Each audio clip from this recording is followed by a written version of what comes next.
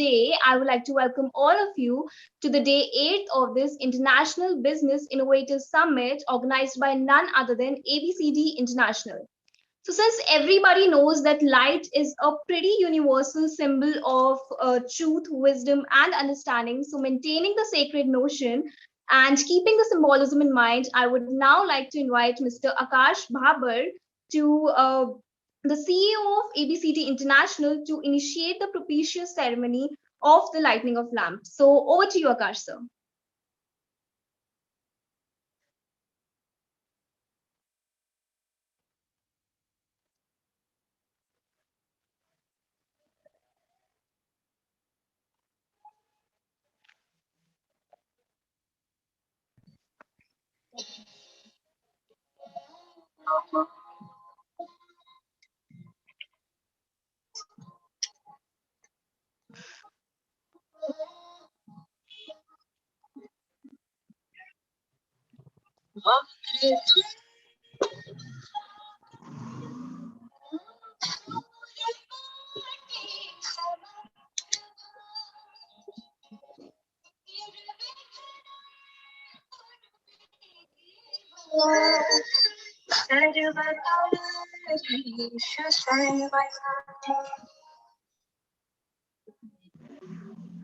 Yes, thank you, ma'am.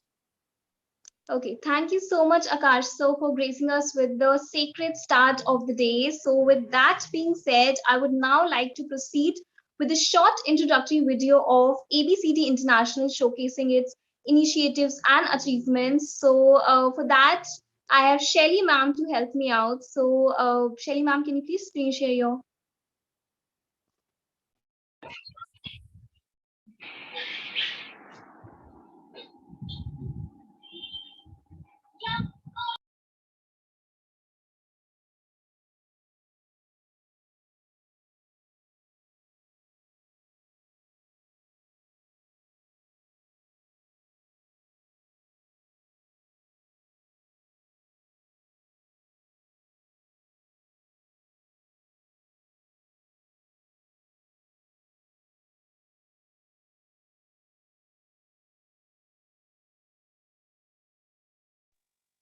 Um, Ma'am, I think the video is not audible. Right, the video is not audible, but presentation is visible.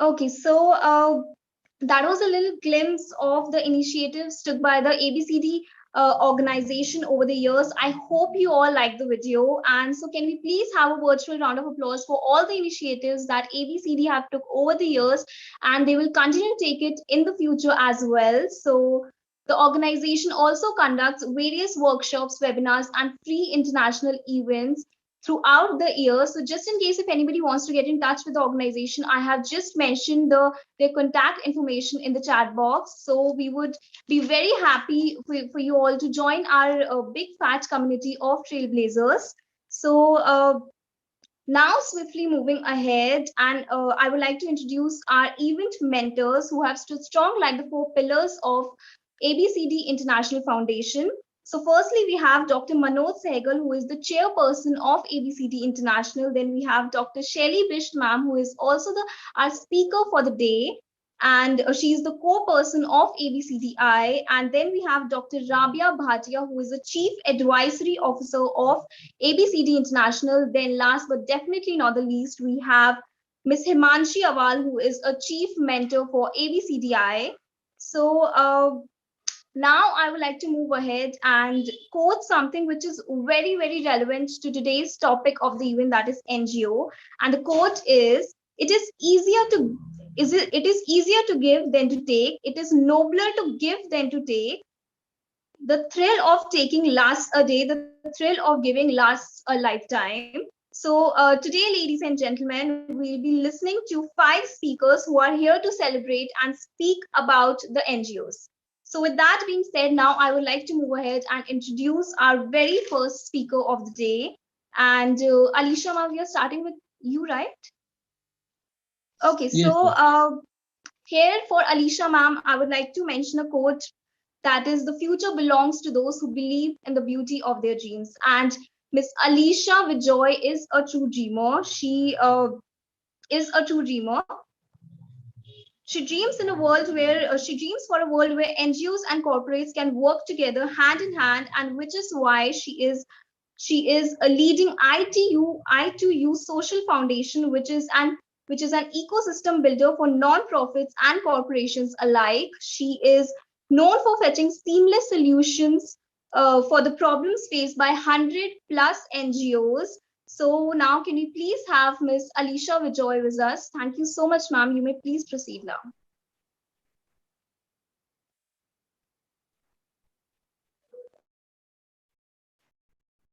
Hope I'm very much audible to everyone. Yes, Yes, ma'am, you yes. are. Good evening, everyone. And thank you so much for this wonderful introduction. I'm really glad to be part of this event today. Okay, so before I start with the topic, my topic is why communication is important for the NGOs. But to begin with, I would like to give a brief introduction about my organization, because then you will be able to understand that where I am coming from and why I choose to speak on this topic. Okay, so the organization I work with or I head is India is Us, which is which was the formal name. Now we are ITU Social Foundation, which is an NGO ecosystem support that helps corporates in fulfilling their CSR initiatives with the assistance of verified NGOs. Yes, we are having almost, we are having more than 100 plus NGOs working with us across India.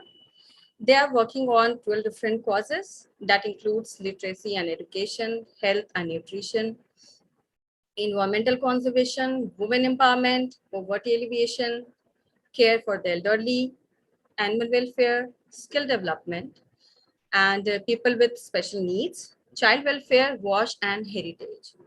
And trust me, all our NGOs are doing good and they're contributing their bit to add to the society and make it a more livable place. So on this platform, I really would like to give a big round of applause for all my partner NGOs. And one of my partner NGOs is there with me sharing the stage, and I'm feeling very happy for that. And that is IDYMF. So there are partner NGOs, and of course, they are also doing a wonderful work. So what Indiazers is doing and why we thought of initiating Indiazers. So the support we provide to NGOs is just to have one vision, is to make them perform better. And the services which we are giving to them are marketing communications, fundraising assistance, and capacity building activities. These services are helping my NGOs to have to cut their timing on focusing on such activities and to focus more on their activities, core activities, like going to the fields, working on their initiatives, getting more donors. So like that, we are just trying to handhold the NGOs so that they can focus more on their core activities instead of focusing on marketing communications, capacity building, because there we feel that our experts like CSR experts and communication professionals are really there to handle the NGOs. So this is a short introduction of India is Us.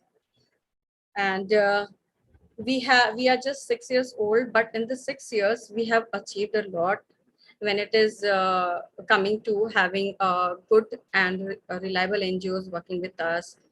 When it is to reach all the corners of India, yes, we are having NGO from Kashmir as well. They are working in sports.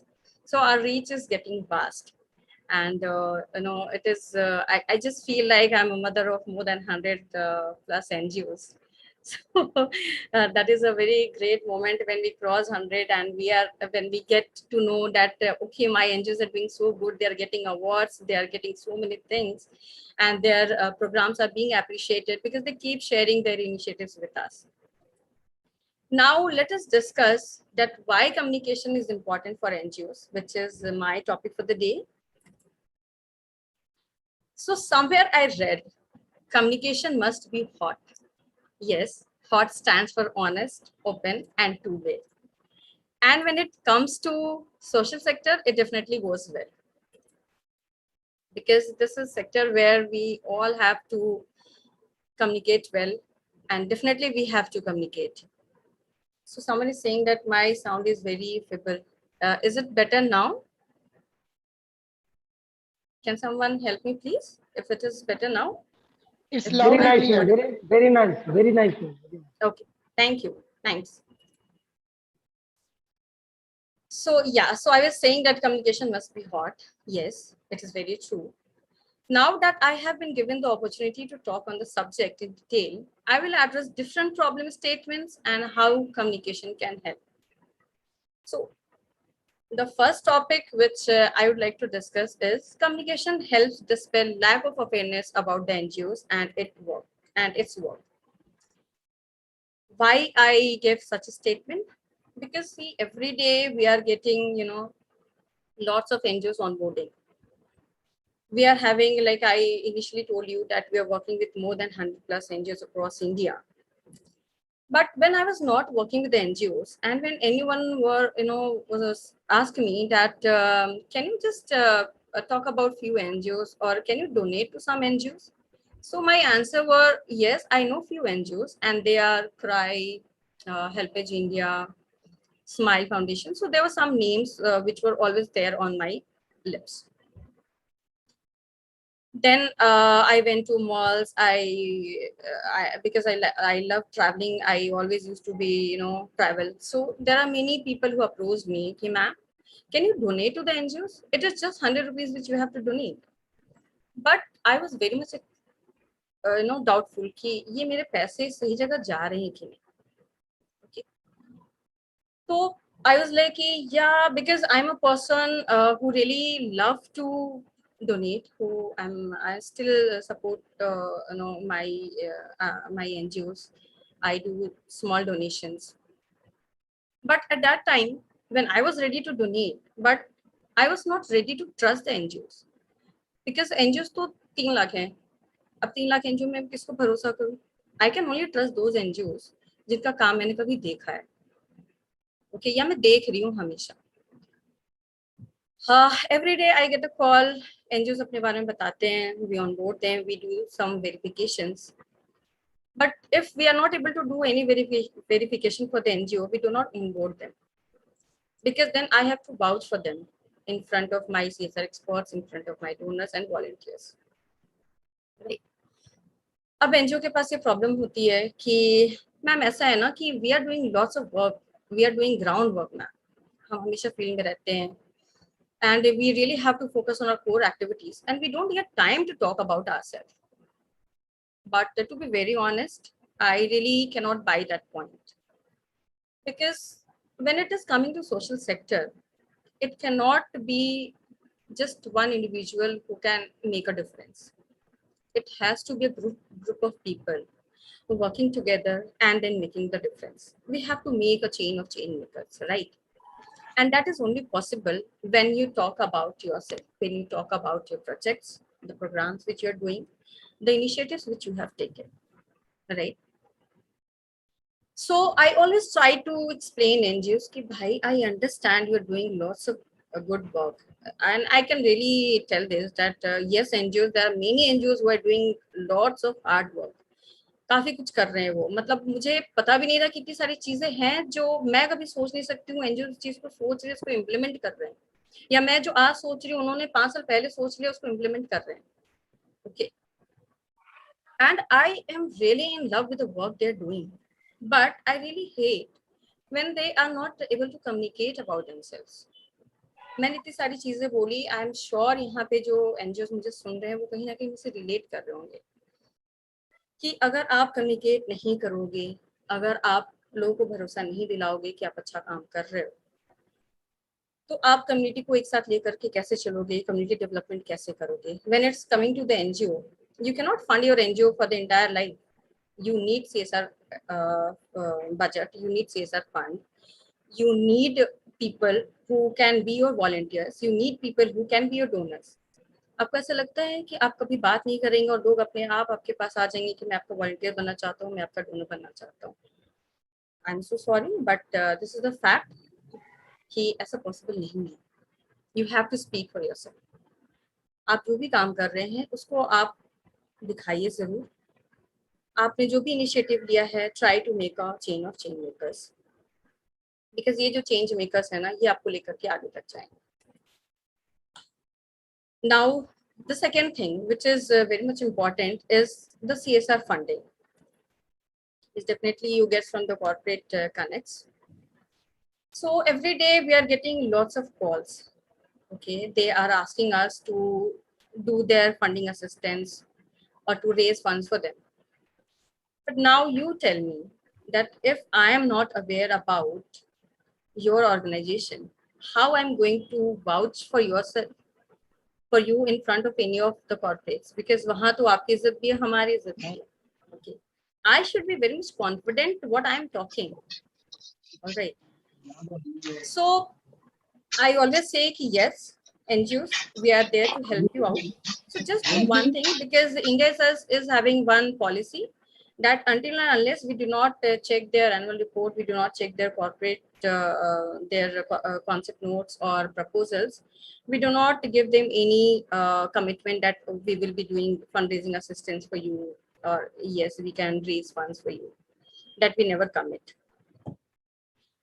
So I say yes, okay, you share your annual report, your concept note and your proposal with me, and let me just go through it and let me come back to you कि yes, I can help you out. And trust me, 10 calls अगर मेरे पास आते हैं, उसमें से सिर्फ 2 NGO ही हैं जो मुझे सारे डिटेल्स ला करके देते हैं. So this is the importance of communication. You should have your annual report ready. You should have your concept note ready before you are reaching to any fundraising assistance. Because then, if you're not coming to agencies like us or to initiatives like us, you can try yourself. आप खुद जाएं, आप किसी corporate को बस बात करें. Do you think that in professional world there is any value of word? No. Documents matters. So everything should be documented. And when it is coming to raising fund for your NGO, you should be ready with your documents.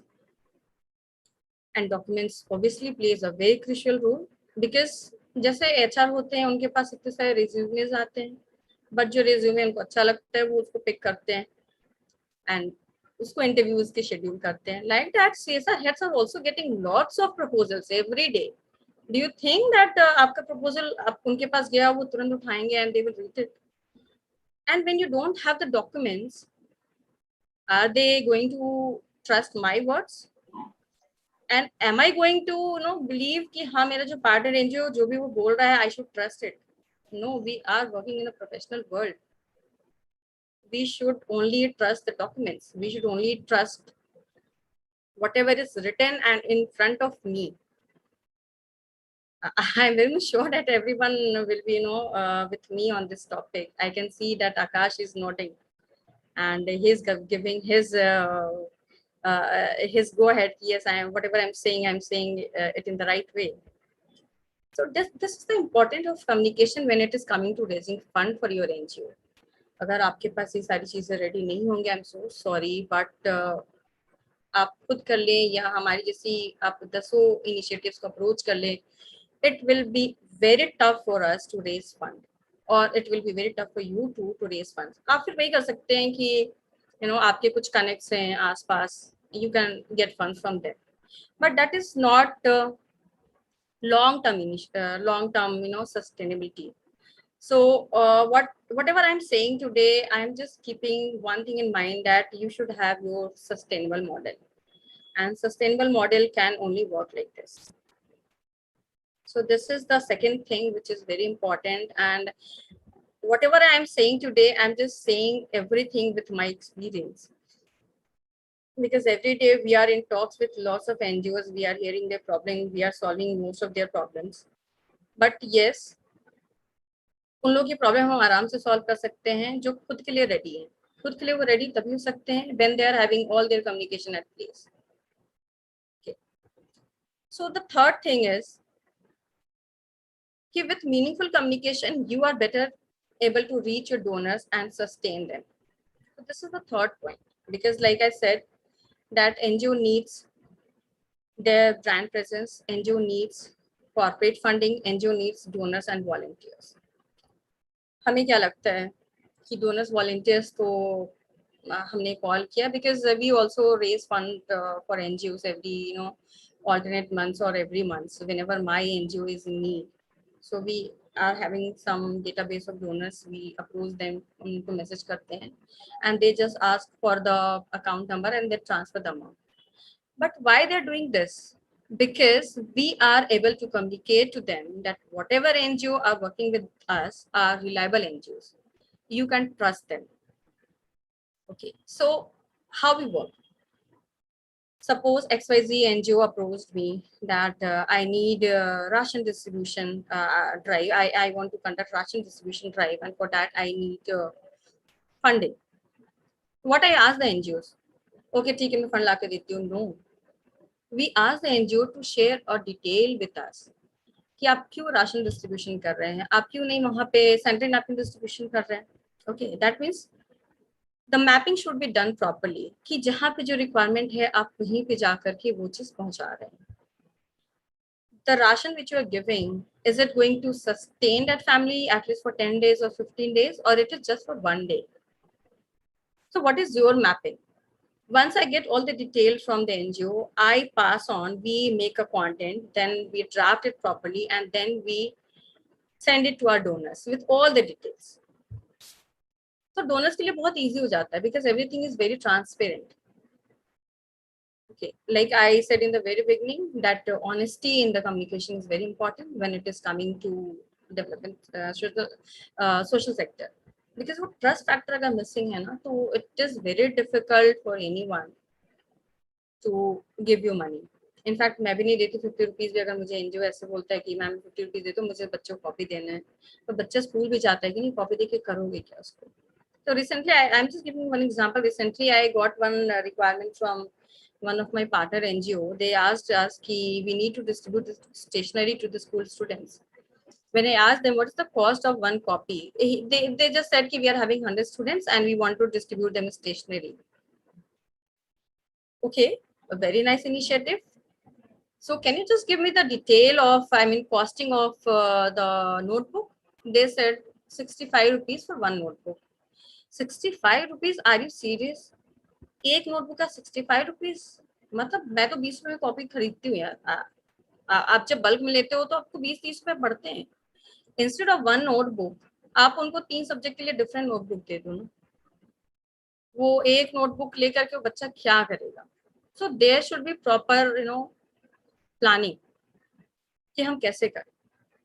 So we just discuss with the NGOs कि आप ऐसे नहीं आप ऐसे कर लो, this will work for you better. Then because we have to convince our donors also.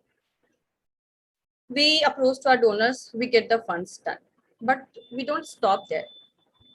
What we do, the next level of communication, we get the pictures from the NGOs of that activity, the drive they have done as a proof. ठीक है, मेरे donors मेरे को trust कर रहे हैं, but कब तक? Right. And I always believe that if someone is giving you a single penny, you should respect that. क्योंकि हर कोई मेहनत करके पैसे कमाता है. And when it is coming to NGOs, I'm very much sure they are struggling a lot, because I can see I am in touch with so many NGOs and I can see the struggle they are going through, and especially during COVID. So everything should be planned ताकि आप एक sustainable model बना रहे हैं. फिर next जो activities NGO के पास आती है, जो फोटोज आते हैं, we share those photos along with the bill to my donors with each and every detail. Taxes भी मेंशन होते हैं. Okay, then donor is satisfied कि okay there is where my money is getting utilised. Again, we don't stop there. This is the second level of communication that we do. The third level is we share a thank you card to the donors. We share a thank you card in soft copy as well and hard copy as well. But वो soft जो thank you card होता है वो सिर्फ Innovators की तरफ से नहीं जाता है. We get the signature of the NGO founder as well. Because my donor should know. And कहते हैं ना कि आप कुछ अच्छा काम करो अगर उसको एप्रिशिएशन मिलता है तो you tend to do good job.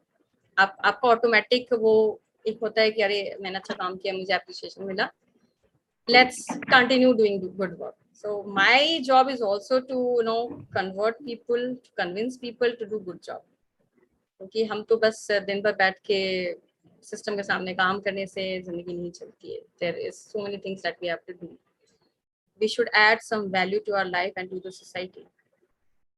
So this is how the second thing, I mean, this is the fourth level of communication that we do.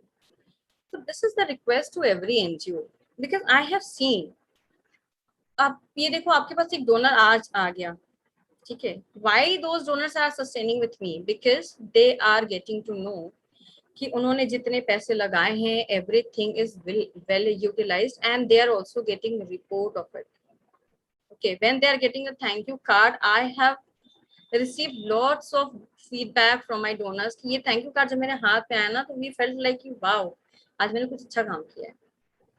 And that person has only given 50 rupees. But उसको 50 rupees में जो happiness मिली है वो 50 rupees का 500 rupees हो जाएगा, ये मैं समझ सकती हूँ because I also started with 50 rupees. Okay, तो वो जो खुशी मिलती है वो ऐसी चीजें बहुत आसानी से कन्वर्ट कर सकते हैं. एनजीओस क्या करते हैं, मैं सारे एनजीओस को नहीं काउंट कर रही हूँ, मैं कुछ स्पेसिफिक यहाँ पे जब भी मैं बात कर रही हूँ I am giving some examples so that people can relate with it. So I am not talking about all the NGOs or the entire community. I am talking about those particular NGOs who are not very much focused on their communication. They get the donors, उसके बाद उनका एक photo डाल देते हैं Facebook पे, that's it. But you should be in touch with the donor क्योंकि donor मिलना and to sustain them is also very important. Okay, like we always say, I am from the marketing background कि client लाना तो आसान है, but the client, to sustain the client is not a very easy job. To sustain client is very much important. Okay, and I'm very fortunate enough that in my organization we are surviving mostly on the 80% existing clients. So that is making our life very easy in a way, because then we don't have to run in the market entire time pitching and calling. We are having 80% older clients with us. So this is a request to every NGO. Whenever you are getting any fund from the donors, just not make it one day event by putting their posts on social media and then getting over it. No, just be in touch with that donor. You can just note their anniversary, maybe their birthday. Maybe you just keep sending them about your updates. वो चाहे छोटा भी क्यों ना हो. If you think that this is a very small initiative, still you should share it with the donors. Okay, because I'm very much sure that all the donors you might be having must be from different financial background. Some might be paying you 1,000, some might be paying you 5 lakhs, some might be paying you 10 lakhs also, or maybe 50 rupees also. So you never know that which drive can attract which donor. So just keep your donor updated with all your activities. Not only this, job activities kar rahe ho. If you are getting awarded, if you are celebrating your foundation day, if you are celebrating any of your success story, just share with them. They will be very happy to see that they will very happy to see their NGO grow, because now this is their NGO. They are the stakeholders. They are contributing their money in your NGO. Okay, so they are in a way they're stakeholders. So they will be very happy when you will be keep sharing your activities with them. This will help them in other way. अब क्या होगा कि they have paid you once, but if they will see that okay you're doing so many things, and especially when they will see your case studies, which we normally do not do, but yes we must do that, because then they will sustain with you. They will not go to other NGOs. That is why we are brand conscious, right? We get like if I'm wearing this jacket of some particular brand, I'll prefer this blazer again. I'll not go with some other brand, because then I have feel the difference कि मेरे को ये पहनने से what are the benefits that I'm getting. Okay, so वो जो that loyalty should come. Donors and volunteers should be loyal to you. So every NGO must focus on this. I know India is having lots of population, but इसका ये मतलब नहीं है कि you keep on jumping to other donors. You have to increase your database of your donors and volunteers. You never know, your volunteer can help you in getting your video done, getting your creative done, helping you to promote yourself on social media. So there are many things which your donors and volunteers can support you. And just never ask any of the donors just to contribute their money. Ask them to also contribute their skill. Ask them to contribute their time, because time is also very precious. Today we are here, so everyone has taken time out of their schedule, and then only we are here today. So that goes with each and every activity which we do. So we must respect all these things. We must take care. We must consider that communication is also very important in getting donors and volunteers, and also to sustain them. Now I'll just like to talk about the modes of communication. Because communication is a very huge thing. There are so many things that comes under communication. So there are so many things which are there are many things. There are many modes of communication. So that varies from segment to segment from your TG. So suppose the communication which you have to do about your NGO, of course, you should go with social media. You should go with your local community. You should go with the RW societies, which is just nearby you. Okay, so these are some communication modes which you should definitely work on. Social media is very much important, because today everyone is so much convinced with social media, and I'll not just say social media, but yes, digital media. So digital media, because website is very much important. Whenever I am hearing about any of the company name, what is the first thing that I do? First thing is I go and check their website. When I get to see their website, I feel a bit relaxed. Okay, they're having their proper website. As an get just one page website. Okay, I just see that how professionally they have made their website, because that gives me the message that yes, this person is very much particular about their work, and that is why they are very much organized. That gives me the feeling that if I'm working with this person, things will be very smooth, and I can trust on that particular person. Second thing, what I do is I go and browse their social media platform just to see that how much active they are in their work, how much, what all are the work they're doing, how many people are associated with them, okay, how many donors are with them, how many supports they get. So that all we get to know from digital platform.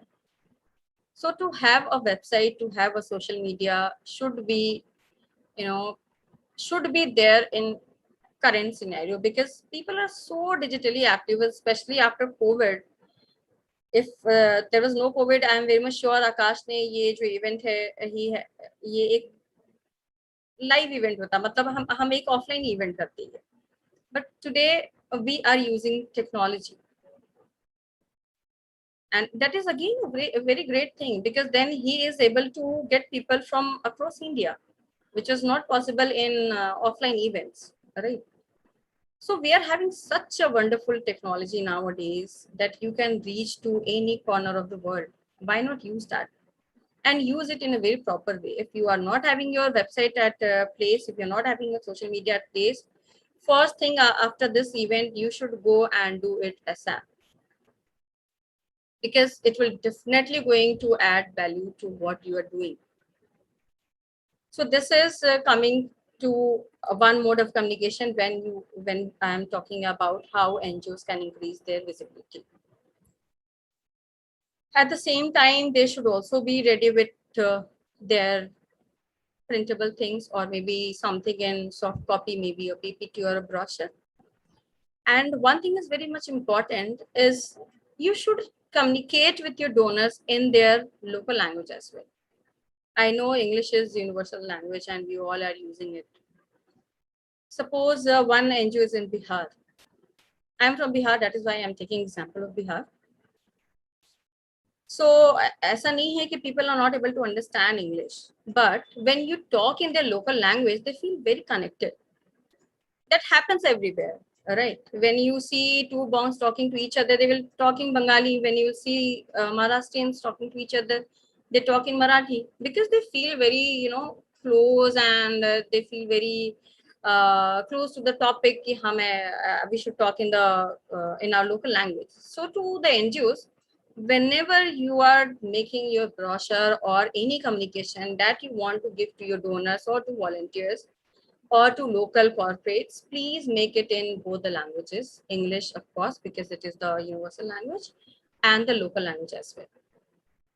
Because like I said in the very beginning, social sector also needs some emotional conversation, that it has to be there. The tone of the conversation should always be emotional, sympathetic. Why we ask for the case studies? Because then I want to evoke that sympathy and empathy in people ki, bhai, is cheez se aap, you might be following Impact Guru and so many other sites where you can raise funds and see their videos. They are so emotional that you don't, just want to scroll it. You just don't want to scroll it. You just want to see the video. जब वो pain देखते हो, then you feel like, hey, oh, let's contribute something. Okay, so that should be the tone of the communication. It should be focused on their donor database, their volunteer database, and then accordingly they should talk. Now, when it is coming to raising funds, so how the communication should be. So when it is coming to reaching to the corporates and to the CSR heads, Sanjeevani, please let me know. Hope I'm not exceeding the time limit.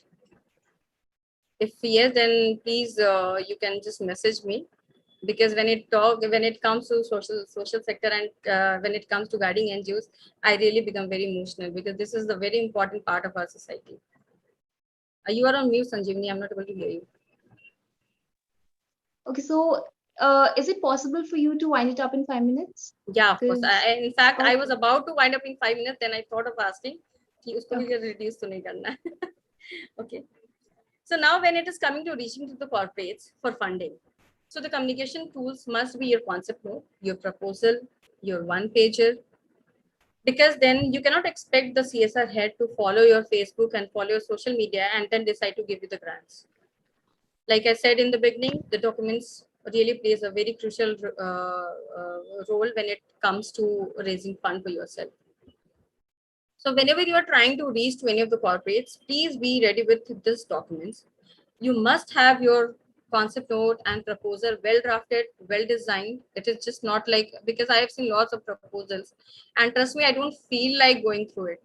But just because they're my partner NGO, I feel very pity, I have to do it. And then I start reading the concept note. Then I start asking my creative team to please make it look beautiful, because that is important. They are also getting lots of concept note and proposals every day. So you have to stand out there. Your proposal should stand out, taki, they just get it and they read it and they relate it. Okay. So just make sure whenever you are reaching to any of the partners for funding, make sure that you are ready with all these things. Okay. Because these are the only things which help CSR advisors or CSR heads to decide whether they have to give you the funds or not. All the programs should be mentioned properly. You should have at least 3 to 5 years annual report ready so that they can go through it and they trust you, they trust your work, and that also help initiatives like us to vouch on your behalf in front of the corporates. Right. Now the last thing, when it is coming to donors and volunteers, I have almost covered that thing, but again, because I'm talking topic wise. So when you're talking to the donors and volunteers, you should definitely talk in their local language. I'm not saying that you just have to talk in every language possible, because India is having so many languages, it will be very tough. But you are having some specific donors with you, try to talk in the local language, or try to talk in the language your NGO is based in, or the areas where your NGOs are working, because that will add value to your work. That will help you get more donors, because there might be people who will not be able to understand English, but they will be able to understand their local language, and they will connect with you better, and they will come forward to support you. So just spoke to Sanjeevani, and I was just having 5 minutes. So I would like to wind up, and I am very much sure that after the session, at least few of the NGOs will definitely think in this way, and they will go and implement at least 1% of what I said today. And that 1% will definitely add value to their work. And all the best to all the NGOs. You all are doing very good, and keep contributing to the society. Just make sure that this social development sector cannot be work alone. You have to have people working with you. So don't try to move alone. Try to move with people. Thank you so much. Okay, I thank you. just Yeah. thank you. Okay, thank you so much, Alicia ma'am, for giving us insights on how important communication it is for the NGOs. A few pointers that I like the most in your speech were the fact that you mentioned that it is very important for the donors to also contribute their time and skills as well, and even the non-monetary contribution also counts. Other than that, you also mentioned the fact that how important it is to communicate with the donor in their local language if you can. It just helps one to build a personal connection. So thank you so much, ma'am. So just in case if anyone wants to ask any question to Alicia ma'am, you can please unmute yourself and please go ahead. So Dr. Manoj Sehgal, you can please unmute yourself now. Hi, thanks, and lovely presentation. Thank you so much, Dr. Manoj. I have a question, and I think we all face once in a while. I'm also associated with a lot of NGOs, practically 36, if I'm not very wrong right now. The biggest issue comes in right now when your friends approach you for some favor and you know it is not possible. And second thing, you know it is also a fraud. They have not approached you for the right reason. They are interested in getting something from it. How do you tackle such scenario? I mean, diplomatically. I've tried doing it, but I want to know a female's perspective. I'm sure Ravi Shankar will also have something to add later on. I'm sure Ravi Bhai is also there, so he will also have the same thing. When people ask him unnecessary for certificates and everything, it's very difficult. I understand, and I know that they are interested in promoting.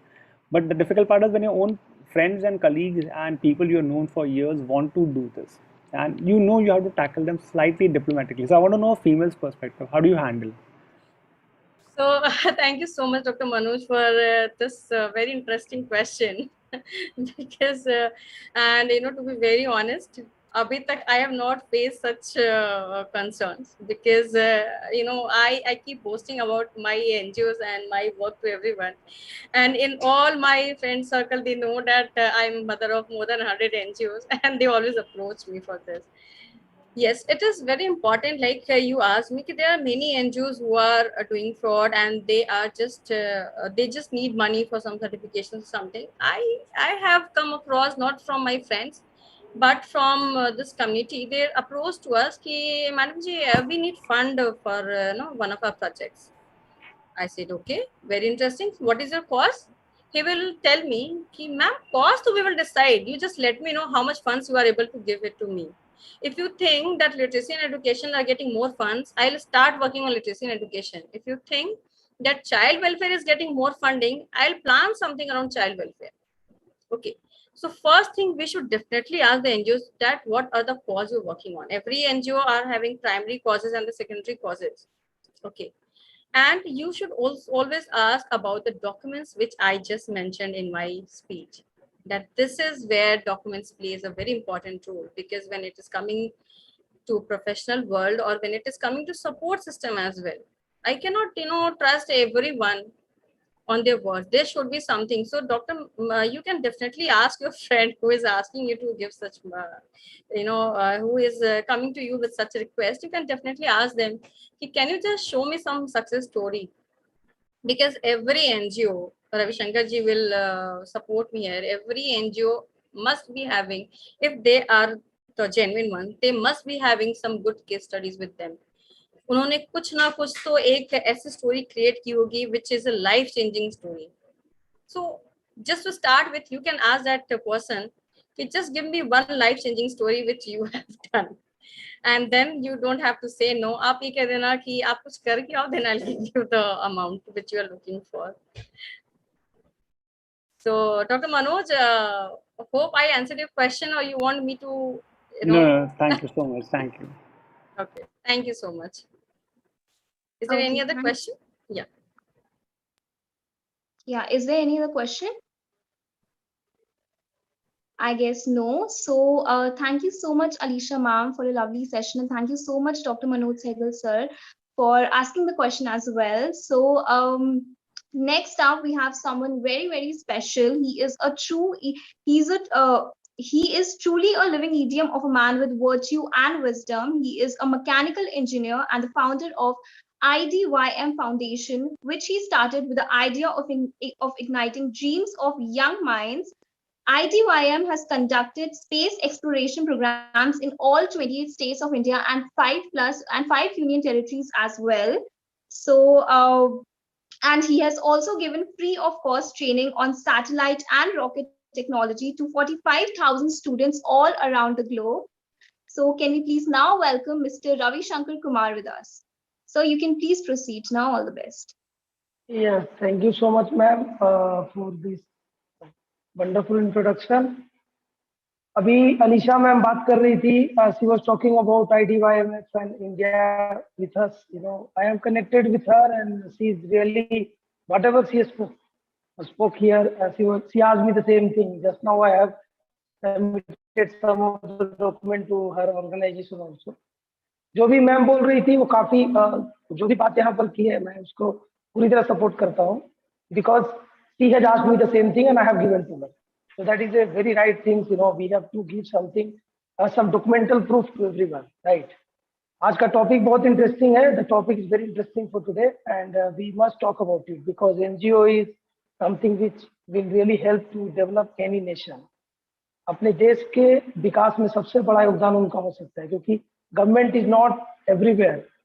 So someone has to take the initiative to reach to each and everyone who is not able to get the government, facilities. So that part will be done by NGO only. But हमारी population बहुत बड़ी है. India is a very large country and we have got 138 crore plus population, right? But इसमें अभी 30 lakh NGO, as per the data given by government in 2017, we have got 30 lakh NGO in India. But as per the government data, only 3 lakh NGOs are submitting the financial things to the government. तो वहां पर भी चीजें lag कर रही है और 30 lakh NGOs हैं और 3 लाख ही क्यों सबमिट कर रहे हैं? That's a big question to in front of all of us. जैसा कि लीसा मैम ने बोला कि we have to have good communications, और कोई भी NGO अगर है, अगर डोनर से पैसे का डिमांड कर रहा है so they must show some proof that whether they are registered under government or not. That's a very great thing he has told. तो इस बात से मैं भी एग्री करता हूँ कि ये बहुत जरूरी है कि आपका गवर्नमेंट अफिलिएशन होना चाहिए when you are NGO, or donations. If you are asking for a donation, you should have some background that what exactly you are going to do and how exactly it is going to benefit to the country. क्योंकि हर NGO का पहला mission ये होना चाहिए कि rather than we should think about individuals development, we must think about the nation. So whenever I talk about Uniting Dreams of Young Mind Foundation, I always tell that to every member of the foundation who was connected with me. Many of you are connected, who is there in the Zoom meeting also. मैं सभी लोगों को यही बोलता हूँ कि first you should think about the nation.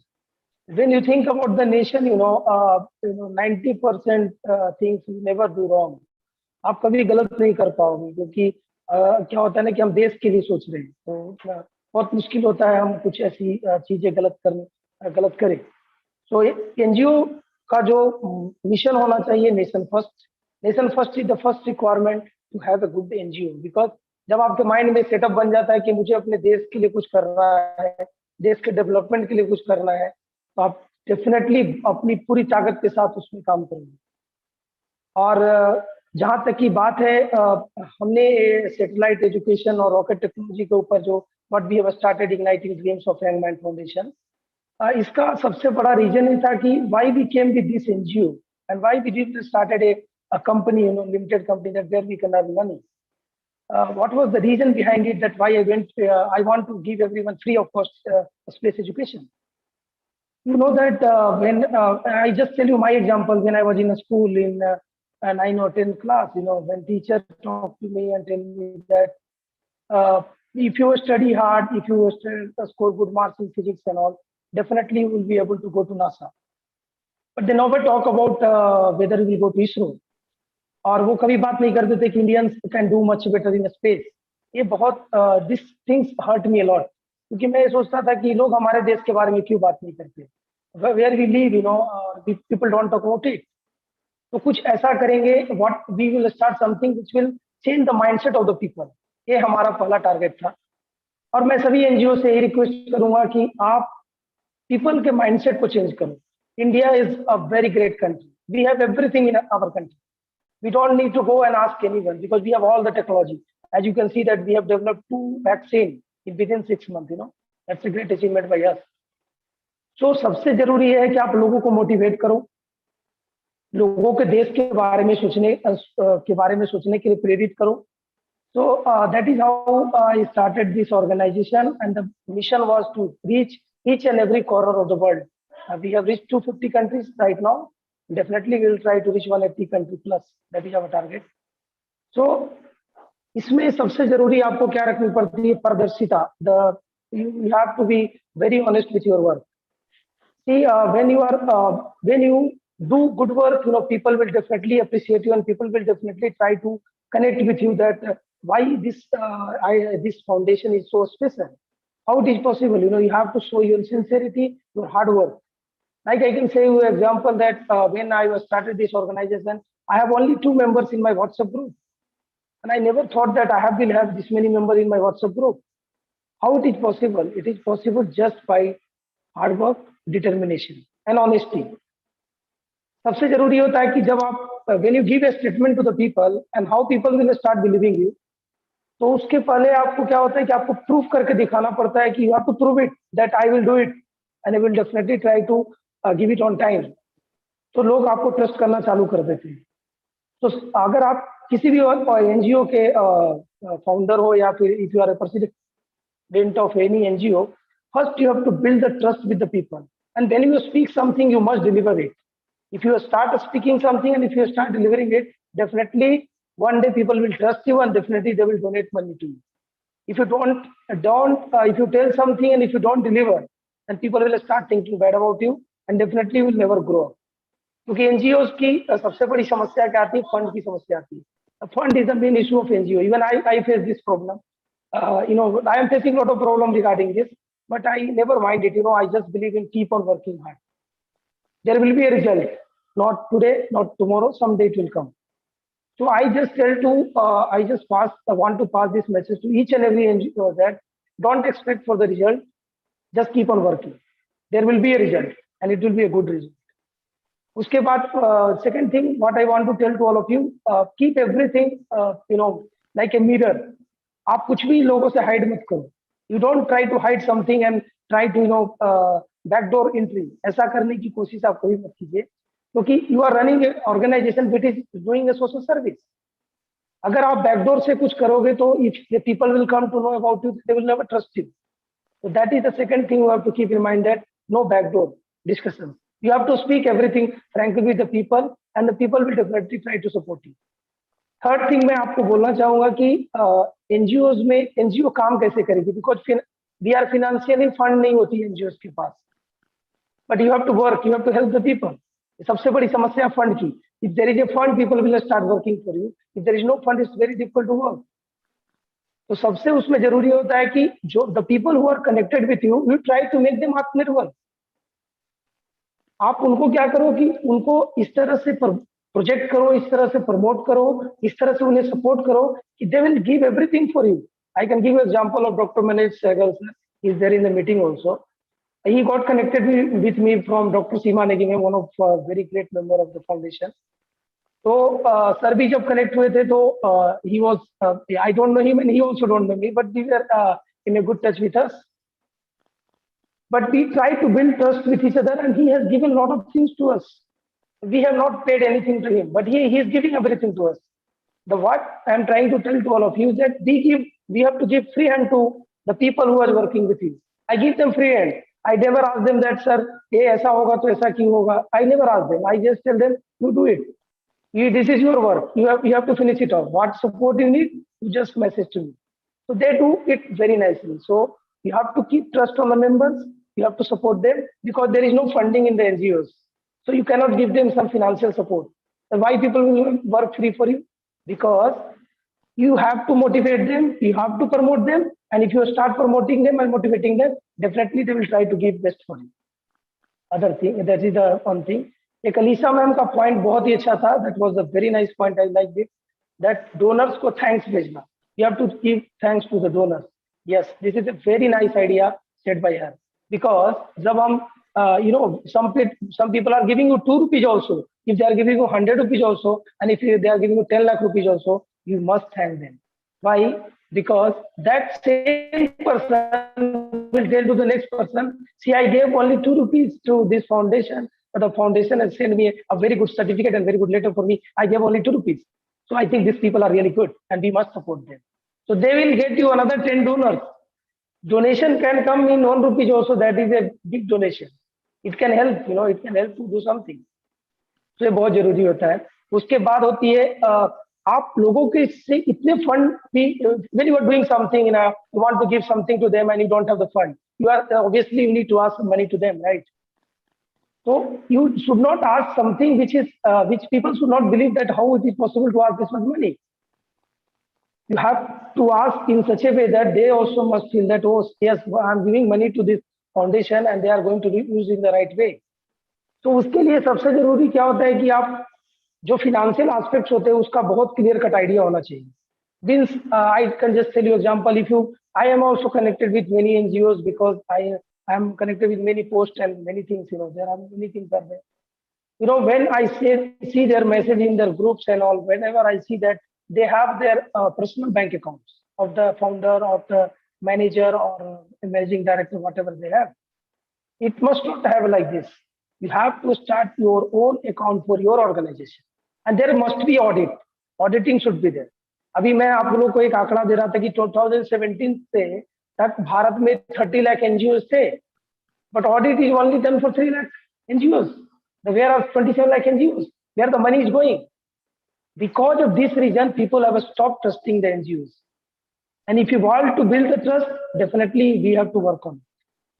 क्योंकि NGOs का योगदान जो है कंट्री के डेवलपमेंट में बहुत बड़ा है. And now we can take the example of vaccination program by government of India. I have another health sector NGO we are running in Jharkhand of India. तो हम लोग क्या कर रहे हैं, वैक्सीनेशन लोगों को दे रहे हैं, वैक्सीन दे रहे हैं लोगों को. We are helping the government India. तो एनजीओ का बहुत बड़ा कंट्रीब्यूशन हो सकता है. आप आईडीवाईएम के बारे में सोचा, एबीसी इंटरनेशनल के बारे में सोचो. ABC international giving free seminar on business summit. People can know lot of things from many great speakers. So this will really help the people to know something new. That is not possible. You have to do course and you have to pay a lot of money. तो NGO का contribution बहुत ही बड़ा है.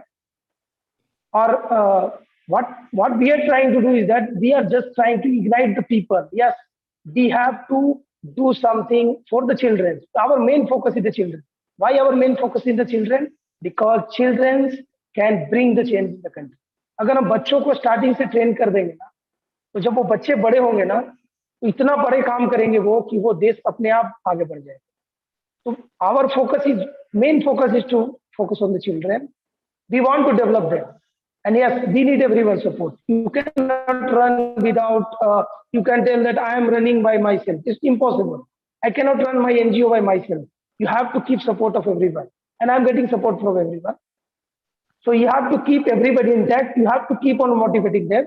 There should be some rules and regulation, but you must promote them, you must motivate them. आप अगर ऐसा करते हैं तो डेफिनेटली लोग आपके लिए काम करेंगे और वो अच्छा काम करेंगे। और मैं सभी एनजीओ को यही बोलना चाहूंगा कि आप नेशन फर्स्ट के ऊपर काम करें, आप कभी भी देश को आगे रखें। डेफिनेटली हर इंसान जो आपके साथ जुड़ा हुआ है वो आपके साथ काम करना चाहेगा, चाहे उसको आप रात को 2 बजे फोन कर दोगे कि मुझे जरूरत है आपकी। This is the main, this must be the focus of every NGO in India. Definitely people will try to donate you, definitely people will try to help you। जहाँ तक गवर्नमेंट भी आपको हेल्प करेगी, बहुत सारी, अभी अलीशा मैम ने CSR funding के बारे में बात की, तो yes, she also got connected with me by Rabia Bhatia ma'am. Why Rabia Bhatia ma'am told about me to her? Because she saw that we are doing something good. So this is what, if you do good work, people will talk about you. And Lisa ma'am, she talked with me and we got connected. So communication जो आपको ma'am बता रही थी, communication बहुत matter करता है। If you talk to the people in their language, वो बहुत बड़ा मायने रखता है। जैसा कि मैम ने बताया, if you are in Tamil Nadu, you should conduct some festival of Tamil Nadu. If you are in Kerala, you must focus on Kerala festivals. If you are in Maharashtra, you should respect the people of Maharashtra and you should think about their culture, and you have to give something on that particular basis. अगर आप ऐसा करते हैं, definitely लोग आपसे जुड़ेंगे और आपको बहुत सपोर्ट करेंगे। हमें तो हर लोगों से सपोर्ट मिलता है। I am getting support from each and everyone, whether they come from any religion, whether they come from any caste, और whether they come from any state of India, they are supporting me with me like anything. I haven't seen any one of them except for some of my 5IITians friends. I haven't seen any one of them, but they are supporting me like anything because we are keeping only one motive, nation first. तो मैं आप सभी लोगों से request करूंगा, जो भी meeting में जुड़े हुए हो, जो बाद में सुनने वाले हैं, देश को आगे रखो, अपने आप सब चीजें हो जाएंगी। मंजिल पाने वाले समुद्र में भी पत्थरों के पुल बना देते हैं। Everything is possible, we must work on it and we must work hard. Thank you everyone for this invitation. Thank you. Thank you so much for the lovely session, sir.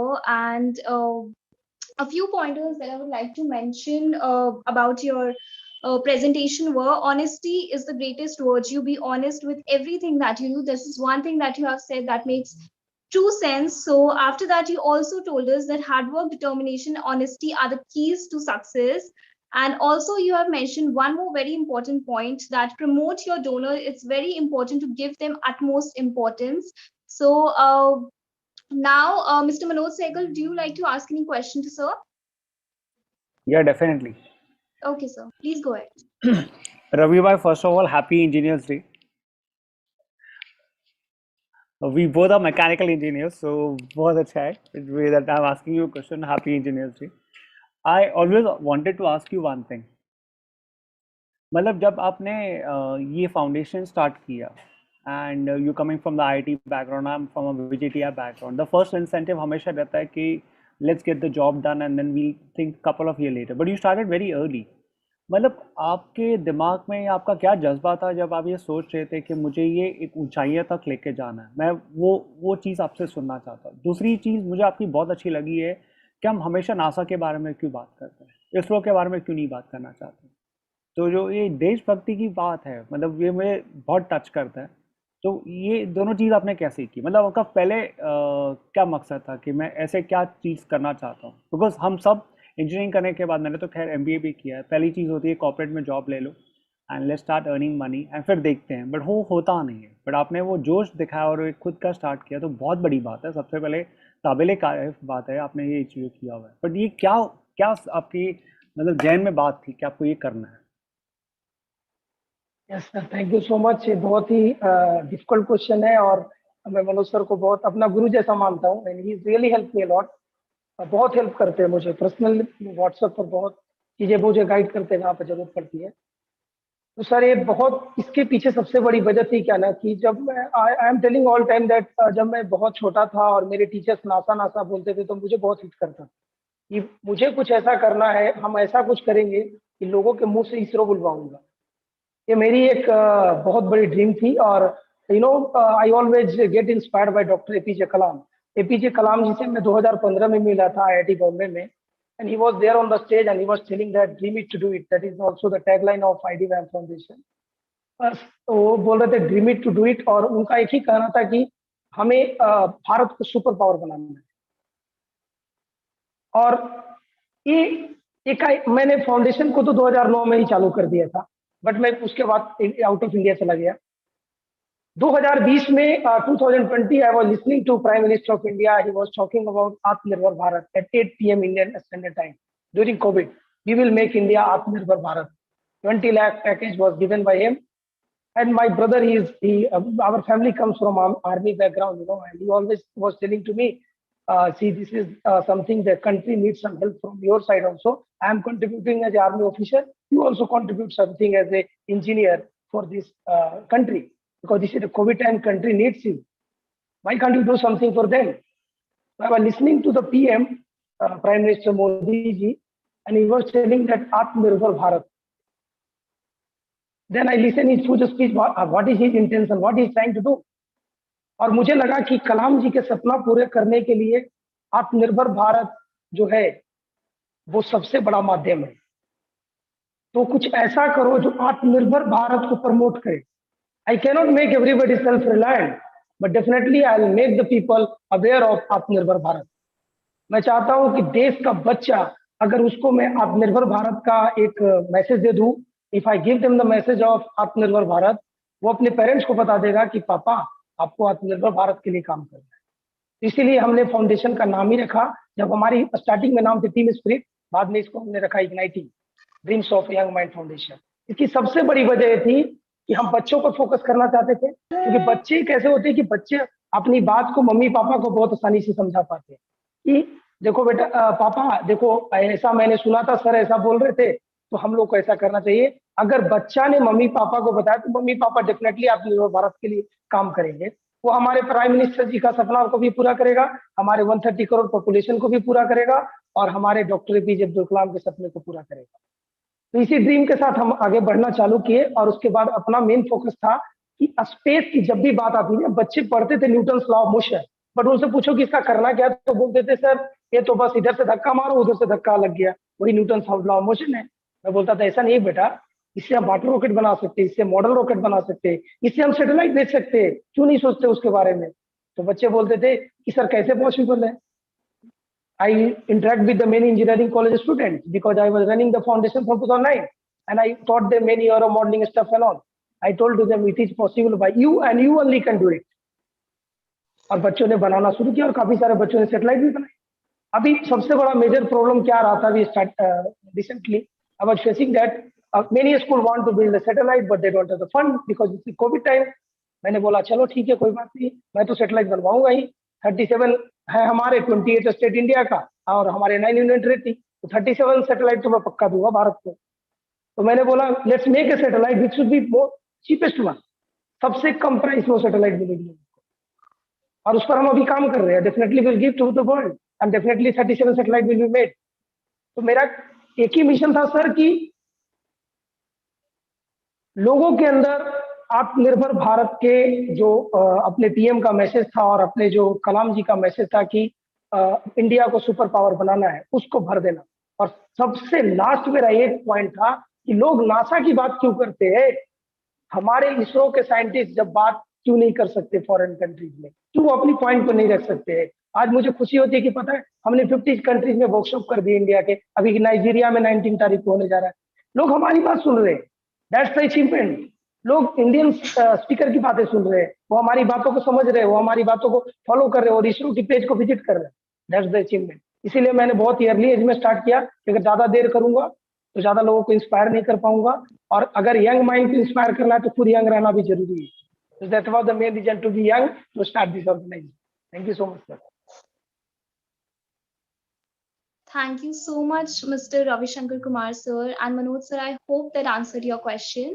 Oh, he has more than answered the question, and he's always been such an inspiration for me. So thank you, Ravi bhai, and keep inspiring.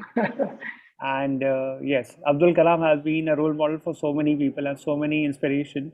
I was lucky also to meet him once in 2009. So very blessed that we are also have a common connect now. Thank you so much, Ravi bhai. Thank you. Yes, sir. आपका आशीर्वाद बना रहेगा sir, हम अच्छा काम करते रहेंगे। जय हिंद, जय Bharat. Thank you.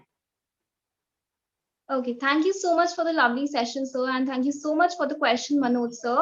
And so next up, we have a woman with grace and virtue, a woman with profound knowledge and skills.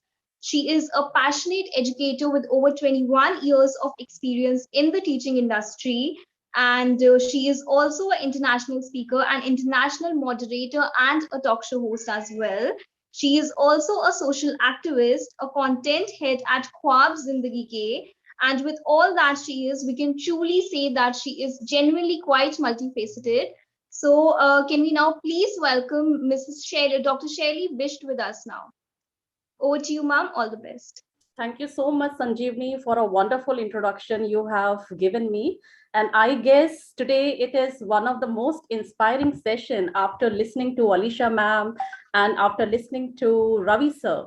I mean, it was so good to listen to both of them and even the question and answer round. So I believe I'm fortunate enough to join this session today as a speaker. And before I proceed further, I want to wish a happy Engineers Day to Ravi sir and Dr. Manoj, both of them. And this is a big day for both of you. So, I mean, after this, I shall like to begin on the topic. Well, we often talk about NGO, but I just want to tell you that what is NGO all about? NGO is a non-governmental organization defined by the World Bank as private organizations that pursue activities to relieve suffering, promote the interest of the poor, protect the environment, provide basic social services, or undertake community development. Now, if you talk about history of NGOs in India, then NGOs have a long history in India. In the past, people in this country have been found to have provided help to others in trouble. Now, since centuries, there exists the tradition of voluntary services to the needy and helpless in the country. In the beginning, these services were rendered by people motivated by their religious feelings. Now, if you talk about floods, fires, earthquakes, epidemic outbreaks, and other kind of calamities were the occasions which motivated people to voluntarily help those who were trapped in disastrous situations. It's around the late 18th and maybe probably early 19th century that associations and organizations were being formed to render such activities in a more organized and permanent profile. Now, if I talk about, say, 18th century, during that time, there was an emergence of self-help. Now, Friend in Need Society was developed in 1858, Pratna Samaj was developed in 1864, Satya Shodhan Samaj was developed in 1873, Arya Samaj was developed in 1875, and the National Council for Women in India was developed in 1875. Now in 1960, Mahatma Gandhi's focus on Swadeshi movement, voluntary action, he reinvigorated the civil society in India by stressing that political freedom must be accompanied by social responsibility. Now, if I talk about a significant growth of NGOs, it started after India achieved independence. Democracy was established and people had started understanding the meaning of the freedom of speech, the charm of equality, and the value of humanity and brotherhood. Also, on the other hand, the government started planning for development, and in this effort launched, among other things, the schemes of community development program and later on the Green Revolution. If I talk about 1965 to 1966, international NGOs entered India in significant numbers. 1980, NGOs began to formally recognize as development partners of the state. Now, what are the characteristics of NGOs we normally talk about? NGOs have, they engage in suffering relief activities, promoting social interest of the poor, protecting the environment, providing basic social services, advocating community development. Now, what are the areas and spheres of NGOs activity and issues over which they are created are included in the international classification of non-profit organizations. Now, this classification, it distinguished 12 universal areas of NGOs activity, which are culture and recreation, education and research, health, social services, environment, development and housing, law, advocacy, politics, philanthropic intermediaries and volunteerism, promotion, international religion, business and professional associations, unions, activities other than those mentioned above.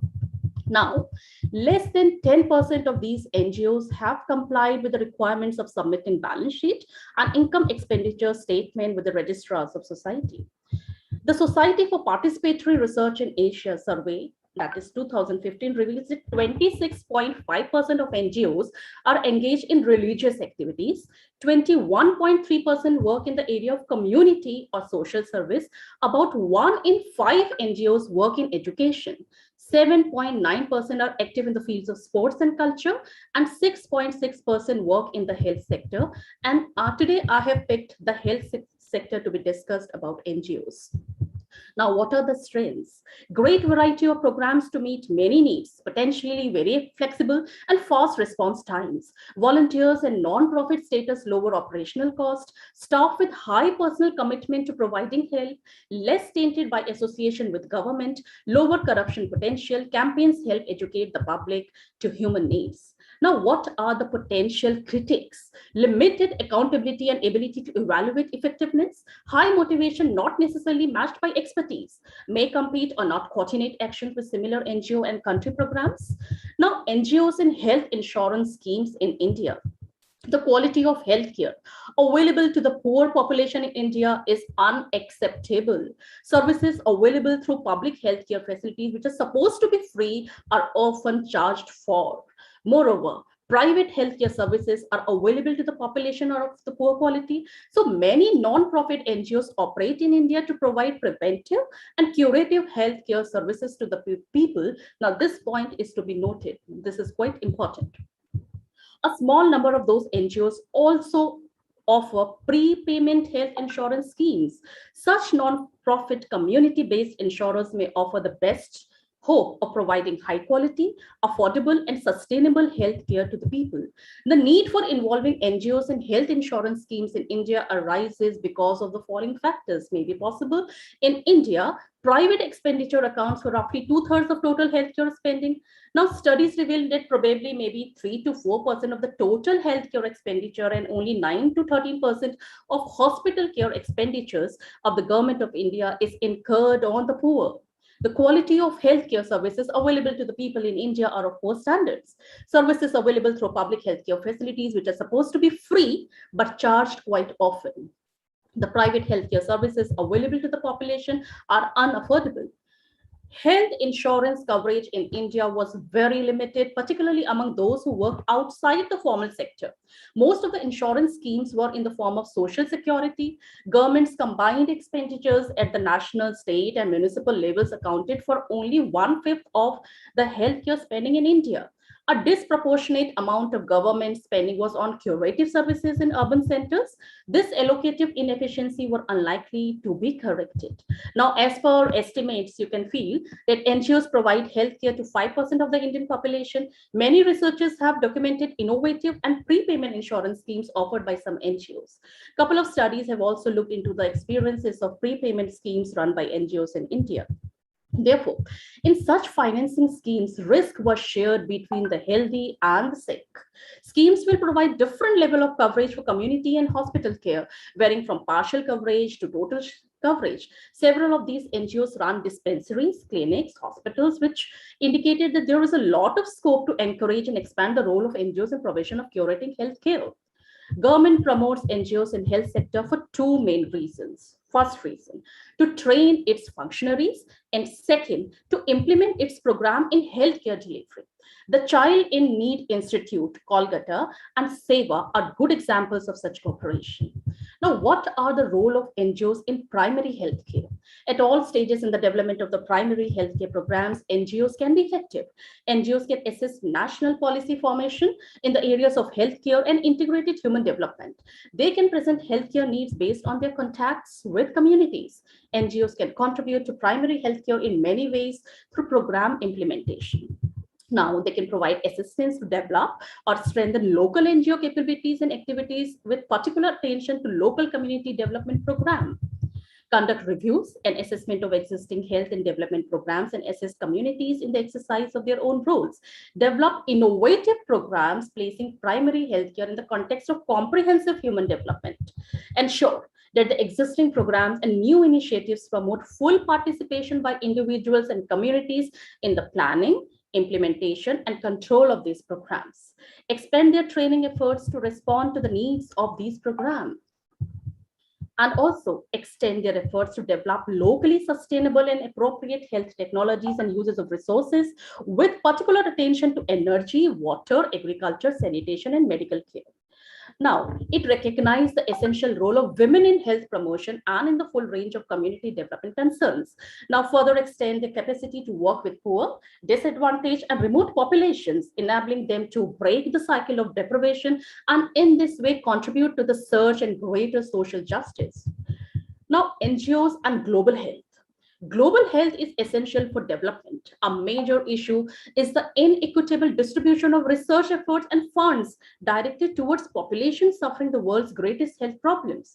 This imbalance is fostering major attempts at redirecting research to the health problems of low and middle income countries. Now, many US-based international non-government organizations are actively engaged in international health projects. The relief agency CARE, for example, it participates in a joint CARE CDC health initiative, which makes use of CDC's technical and scientific expertise and CARE's on-the-ground capabilities to address critical health issues in countries around the world. The eradication of guinea worm and the prevention of river blindness throughout the world top the Atlanta-based Carter Center's list of global health concerns. NGOs and global health research. NGOs are contributing at all stages of the research cycle, fostering the relevance of effectiveness of the research, priority setting, and knowledge translation to invest. Now, Medicine Sans Frontiers was the first NGO to both provide emergency medical assistance and publicly bear witness to the plight of the populations they served. Now, MSF is at the forefront of emergency healthcare as well as care for populations suffering from endemic diseases and neglect. MSF has undertaken an initiative on drugs for neglected infectious disease, which combines advocacy, research, and capacity development and networking. In contrast with the private sector research, it is need-driven rather than profit-driven. Now, examples of some NGO-based research, for an example, World Vision Canada is active in research in Senegal Fund by CEDA. Objective is to reduce micronutrient malnutrition among women and children to reduce illness affecting micronutrient status. ADI, an NGO affiliated with WHO supported population-based study in Kerala to evaluate a community dementia case finding program in 2002. Now, leading NGOs in India, this is what we should all be talking about. For an example, if I talk about HelpAge India, this non-governmental organization aims at helping the aged individuals who are bedridden and sick. They even won an award called Social Welfare Award. It also has won about 3 ICAIs awards, 2 for the excellence in financial reporting. The corporate office of this organization is located at New Delhi. Second organization which I want to talk about is Smile Foundation. This organization was started in the year 2002 and it's been almost more than a decade. It had been very much functional. The corporate office of this organization is also located in New Delhi. Now, this aims at providing better status for child education in India. They make sure that every kid gets a good education and also he gets all the opportunities. The whole concept of it is that to abolish the child labor in the country. Gunj, I guess this is quite very popular because since childhood, we all are working with all these NGOs. Now, this organization was started in the year 1999. This NGO was started by a young journalist by named Anish Gupta. This organization aims at providing clothing for every poor kids throughout the country. The corporate office of this organization is located at New Delhi.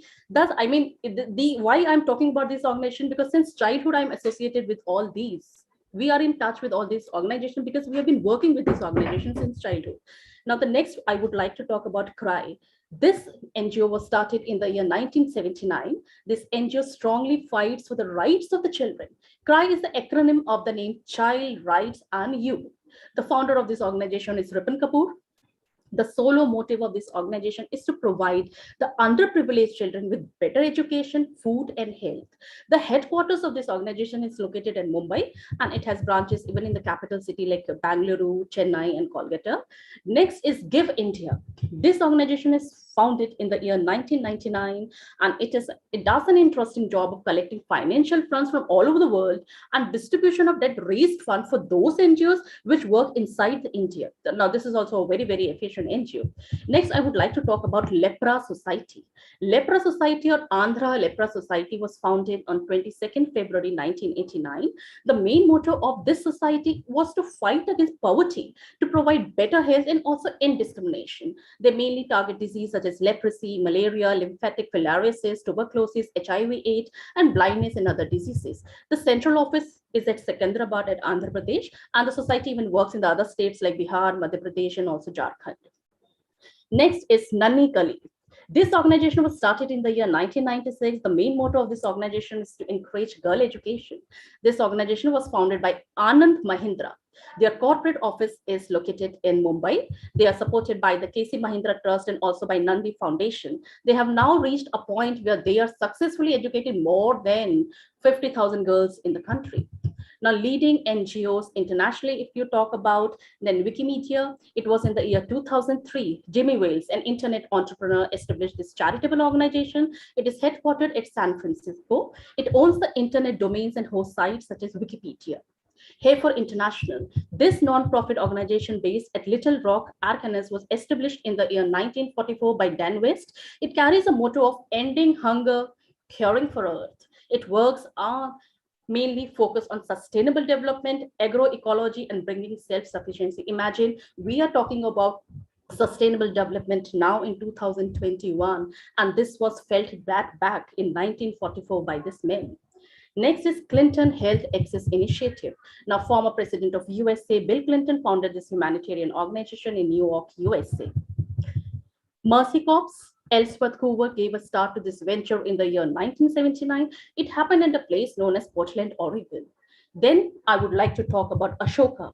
The organization was named after the Emperor Ashoka, the ruler of the Maurya Empire during the 3rd century BC. Emperor Ashoka recognized the suffering that he had caused by unifying his empire, and he promoted religious and philosophical tolerance and the paramount importance of morality when working for the public. In 1990, Bill Drayton established this organization. It has its headquarters as Rosalind, Virginia, USA. It has its motto that everyone are change makers. As inspired by Mahatma Gandhi, it is working on shaping a global entrepreneurial and competitive citizen sector. Now, CARE, Cooperative for Assistance and Relief Everywhere. It was founded in North and is one of the most largest independent nonprofit international relief and development organization, originally organized in the United States in 1945 to help war-ravaged Europe. CARE soon expanded its program to include developing nations in Asia, Africa, and Latin America. Now, famous for its CARE products and every size. Now, CARE's goal is to build self-sufficiency by helping families meet 3 basic needs: income, education, and health, and with population services. Its work in education includes promoting literacy, numeracy, and school attendance, particularly among girls who are often denied schooling. Now, non-governmental foundations. Foundations are institutions through which private wealth is contributed and distributed for public purposes. They are institutions financed by charitable contributions or endowments and can either be for profit or non-profit entities depending on the manner in which their money is invested and managed. Now, Rockefeller Foundation, based in New York City, the Rockefeller Foundation is a knowledge-based global foundation with a commitment to enrich and sustain the lives and livelihoods of poor, excluded people throughout the world. The foundation's approach to current global challenges focuses on poor people's daily existence and how the process of globalization can be returned into their advantage. Dental volunteering and NGO. In dental sector, the traditional model of volunteering focusing on short-term clinical treatment provision has little or no long-term benefit to host population. Based on this, it is suggested repeatedly that there is a need to reorient dental volunteers and their NGOs to make the outcomes of their actions more effective while minimizing any potential dangers to the local infrastructure. Now, what is the weaknesses of traditional approach to dental volunteering? Lack of coverage and sustainability. For the most part, dental volunteers will visit a host community for a matter of a few weeks and deliver care. Now, while such action addresses the immediate individual oral health problems for those who receive care, the continuity of care once the volunteers have returned home is usually a major problem. Since the period spent by the volunteers in the host community is limited, the number of people who receive care is relatively low.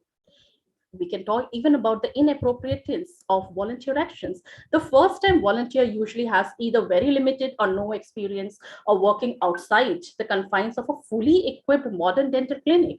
But working with NGOs, the volunteer is confronted with many new challenges, including the difference in the climate, societal structure, language, people's expectations, and the healthcare system itself. And volunteers predominantly focus on clinical care rather than on prevention. And here I would like to focus one point. Any NGO who is doing the relentless service on the grassroots level, the success of that NGO depends on the volunteers also. How much the volunteers are involved in helping out, because the leader cannot run the NGO on his or her own. That NGO is taken care by the volunteers. So the volunteers participation, and that to the 100% devotion, is required for any NGO to be successful. Now, evidence-based volunteer actions, that is also, if I talk about in low-income countries like India, where limited resources are available, any intervention to provide oral health care must have a maximal effect. We can even talk about the lack of accountability of volunteers and NGO actions. We can talk about the lack of integration and de-evaluation of the existing local healthcare systems. And also the services offered by volunteers may be perceived as superior to those provided by the local healthcare system and may be cheaper or even provided for free. Now, this may lead at best to a devaluation of the status of the local health worker systems, now creating a dependence of volunteers and their NGOs. So what I feel, the work done by NGOs goes a long way in nation building. The importance of good governance and leadership of NGOs cannot be overemphasized. NGOs must strive to collaborate with relevant departments of government by playing roles both complementary and supplementary. In countries where NGO and the government collaboration is strong, the impact of the activities is greater and more sustainable. NGOs need to be, transparent in their work and ensure that the funds raised benefit those for whom they are intended. Now, regardless of all the problems and limitations, the activity of NGOs in the contemporary world is essential. NGOs are already providing to be the agents of change. Now, in times to come, they will continue to play a significant role in helping large sections of the Indian society come out from the circle of poverty and distress. And I am very, very happy that I am working with, many of the NGOs, and they are doing the relentless services to the community. I salute to all the founders. I salute to all the leaders of these NGOs who are actually, they have thought to take the good step, because they are working for India, they are working for the downtrodden.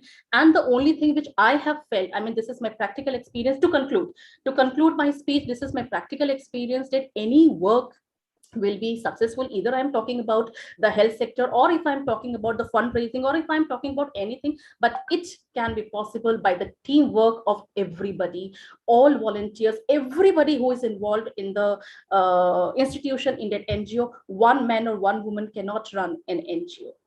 One woman or one man cannot change India, cannot be the change maker. It should involve the 100% contribution, participation of everybody. One can be it can be the dream of the founder. Yes, I have to do this, I will be the change maker, I will be doing this much for India. But what about if, see, people, because this is a practical experience which I want to share on the platform, people do connect to NGOs. Everybody wants to be a social activist, everybody wants to be a social worker, but are they doing that job 100% with that much of perfection? I doubt.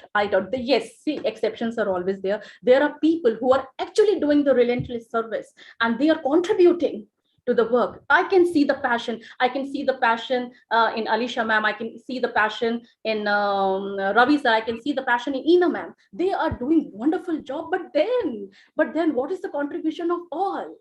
So, on a concluding note, this is my request, or what message which I want to, pass over here is that, yes, if we are doing the noble job, if we associate ourselves, if we call ourselves social activists, please work with the heart, with sincerity, with dedication. And also, as a leader, if you are capable to influence the people all around, to draw the crowd and join in this noble mission of selfless service, and also to work at the grassroots level. Okay, come on the ground and work with that passion, that energy. I guess, and I'm telling you, India will not be anywhere else. India will be on the top. And I salute all these leaders, and I wish and hope that we are successful in this mission of ours. This is a little contribution, and this is the heartfelt words which I want to bring to this platform. Please work for India. See, this is not for the saying sake that I am speaking this. No, if you say, please implement it in your life. If you are speaking something, it is not you're delivering a quotation. I'm writing an article, I'm delivering a speech. No, if you are saying this, please speak from the heart and try to implicate it, and please bring it on the ground. And it should be a successful mission. And that's what we will be proud of ourselves, to be a social activist, a social worker, and proud to be associated with wonderful NGOs all around. So thank you so much for the patient hearing. Thank you, Sanjeevani. Thank you, everybody.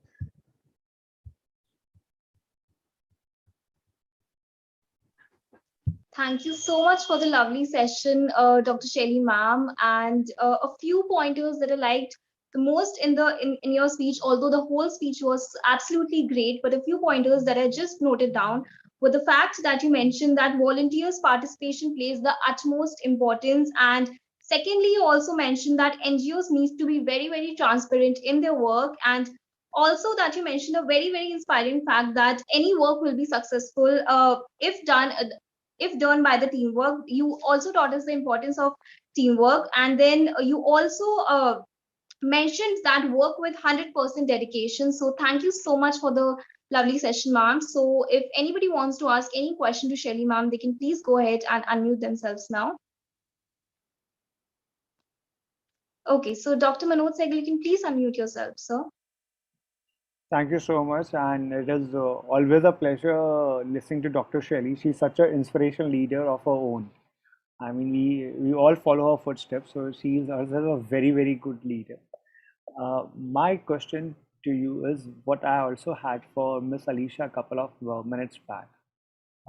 What happens when you feel that you are in an NGO or supporting an NGO and it is not on the right track? How you come out of it? I mean, it's very difficult, and they might be your friends or colleagues, or you know them well, but the mission what they started is nowhere what they are currently right now. In fact, it's diverted so badly that you do not know what to do. Dr. Manoj, first of all, I should applaud for the wonderful question you have asked, and the answer will be a bold one. I don't know whether I am allowed to speak this on this platform or not. See, I think I have already covered the answer in my concluding speech. Why did I say that? Hats off, I salute to all the founders, who have come up with such beautiful NGOs, because that is their dream. Okay, it is not just for the show, it is not just for the status. It is their dream that actually they want to do something noble for the country, something noble for the people, something noble for the needy. And the answer which I will associate, see, I will not openly talk about that which NGO or how many NGOs I'm talking about, but yes, suppose if I am associated with an NGO, I am associated with a noble cause, right? And founders are also good. Couple of team which we all have, they are also good.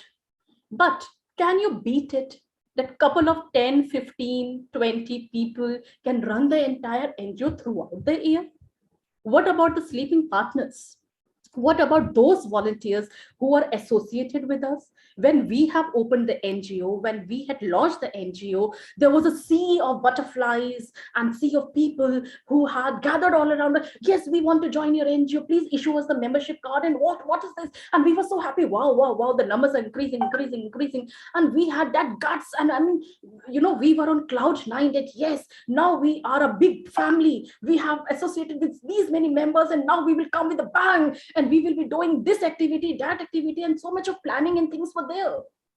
But gradually over the period of time, when the membership cards were distributed, and when that thing was over, and when we started working on the ground level, gradually we felt Oh my God, alas, where is the crowd? Where are the volunteers? Because whenever we conduct any activities, couple of people are there. Whenever we ask that, yes, please come, join the meeting. We have to decide this. We have to work on this mission. Barely couple of people are there. And it did not happen once. It has happened umpteen number of times, So at the end of, couple of months, what we felt, okay, that means this NGO is started and it will run only on the basis of 10 prime members in the association. What about the other people? What are they doing? Why did they join? Was it the selfless contribution they wanted to do for India? Or was it only the tag they tag, that social worker associated with this NGO, which they want to flash all over their social media and and give weight to their profile? Was it there only to, optify their CVs and biodatas and that's it? Was it a status symbol that, yes, I'm a social worker? And if you ask any question to them, okay, what all social things you have done?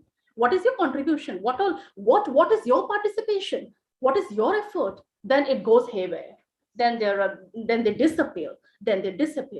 So, you are very much correct that, yes, of course, many of them come, but only it is for the tag, it is this. And yes, hats off really to the ground workers, to the grassroots level people who are actually working hard. And I am the example. I am telling you, people are given in 24/7 of their time to this NGO, because this is not the only one NGO they're running. They have a family.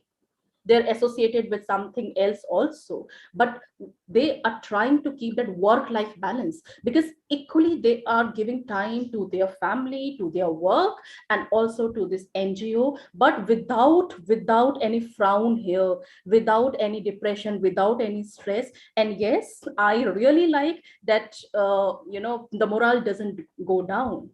Okay. And yes, when we even talk with few founders and everything, it's like maybe, but they're not working, doesn't matter. The show must go on. We should approach other people. We should bring in fresh new volunteers to our organization. Let's talk to the people. Let's reach to the people. And one thing, yes, I think Sanjeevani also pointed out that I mentioned in my speech that NGOs needs to be transparent. If you talk about the fundraising, if you talk about funds and everything, I believe it should be very transparent with the members and everybody who is associated. Like, if this much of fund is collected, where are we actually using the funds? In which all activities? Because it is give and take. It is all about the trust factor. It is all about the loyalty. It is all about your relationships. If the founder, co-founder, or whoever is, on the head, if he or she makes it very transparent with all the members, see, this is how we are planning. This is the strategy. This is the fundraise, and this is the thing, and this is all we are going to do. Then and then only I believe that it will be 100% successful. But yes, Dr. Manoj, the last point which you covered is that, sometimes it becomes very difficult. See, we are human beings. We are social animals, and we are associated with so many friends, circle, and all around. And if a very good friend of yours, he or she comes to you, approaches, I want to be a part of your NGO. But you can't refuse. Because of friendship and all. You issue the card, you make him or her as a member, but it is only that. And he or she disappears. And, out of friendship, out of our social relations and all, you can't even, pinpoint that, yes, what are you doing? What is your contribution? And I expected so much from you. And moreover, you are my best friend. You should have contributed a bit more rather than my expectations. But because of the social obligations, we can't pinpoint, because we don't want to lose our relations also. Because see, ultimately we have to work in the same industry, we have to be associated with the same people are around. So it becomes very, very difficult that how to do it. But I guess here we are talking about a noble cause. And at times, see, even I have not done this, but if I want to bring it on the paper, that my message will be to put your foot down, to become firm. Enough is enough.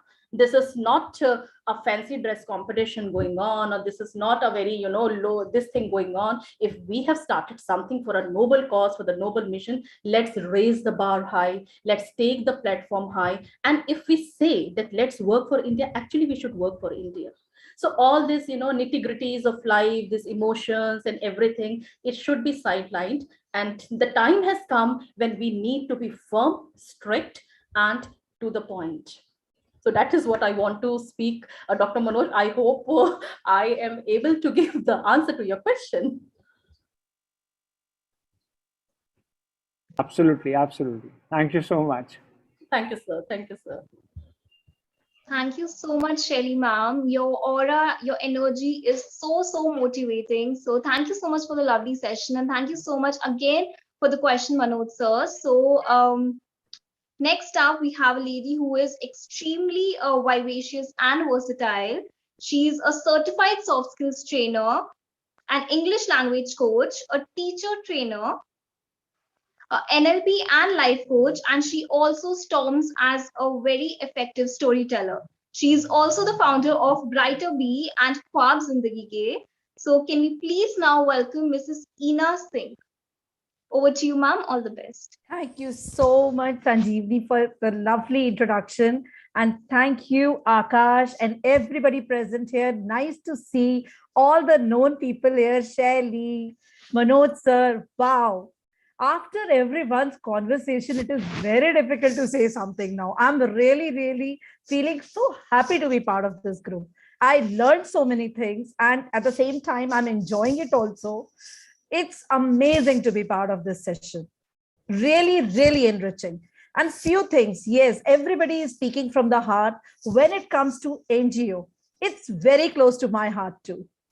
Initially, if I talk about my family background and everything, never thought of being a part of an NGO also. Till the age of, I would say, 35, nothing came in the mind. I'm very candid and flat about it. I was a very normal human being like any other person, only working on my things, not bothered about much about the what is happening around.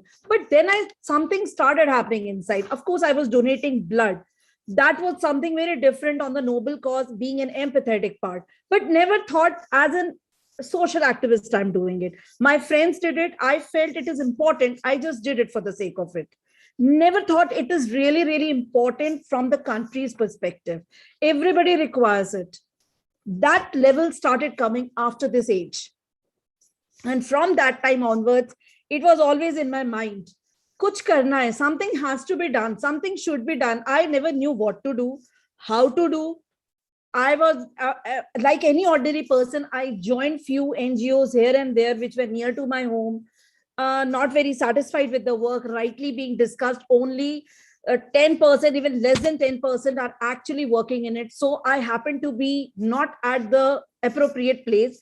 They are doing things, but then satisfaction was not there from inside. We were distributing food. We were doing everything. We were in the social page also with photographs. Oh, Ina ma'am, you're doing such a great thing. I was cutting nails of the children also, hygiene also I was taking care of. But then that satisfaction was not there. I was there for a day, for few hours, you can say I felt happy. But then it started giving me things. Can it be done on a better platform? Can I also take up some charge and do something for it? From there, this, you can say, Kwab Zindagi Ke entered into our life. And this is the name we had kept it more than 1 year back in 2019. But we started our NGO this year itself. It's not an old one. March 28th, I think we got it registered. This year itself, 21. And started rolling off. So my topic for today is also role of NGO in the development part. Now, you all must be wondering, being a soft skill trainer, even I thought so. Does it match? Soft skill trainer, storyteller, then NLP coach, life coach.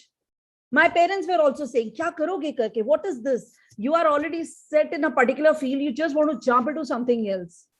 But something was triggering inside. And the fact that was triggering was, can these capabilities be of help to the community?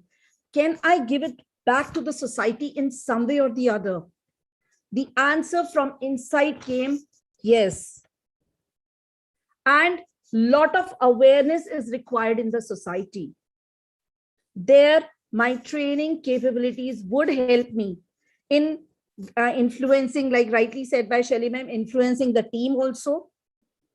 Because whatever I was doing before, I would be doing now also, but only the platform would be different, people would be different, but here it would add more value.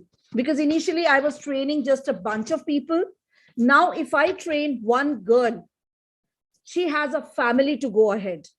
She is into the system with a lot of family members right now also. And when she gets married, she's going to another family also. So if I educate one, that girl, she is educating so many. So I think my connect with the community will be very much applicable if I apply my own skills as well. And at the same time, whoever would be volunteering in the team, because I have a co-founder also, I'm not alone. There is Priya Singh who's helping me out in this, and we two together have put our heads into it with the same heart and soul, working in the same direction. We found that yes, grassroots level work is not there. We are doing superficial work. Although currently I would not say our organization has done that grassroots level work. So I'm really not very much bothered about the donors and the money coming in. See, when people see you working, they come and support you. They give you a helping hand. But that should be visible. Visible, not 360 degree. It should be visible 360 plus 360, 720 degrees. You are visible from all the angles. We usually say social media, what we show is the only thing. No, people are observing you everywhere. What comments you write, what actually you are doing. So everything is visible. If we are currently on the social media, we are visible only on the social media. But if we are working on the grassroots level, we are working on the grounds, on the fields, that is very much visible. Because our entire page when we started, it was all from the grassroots level. We never knew how to do it. I'm very honest about it. I never came into this field for the sake of money.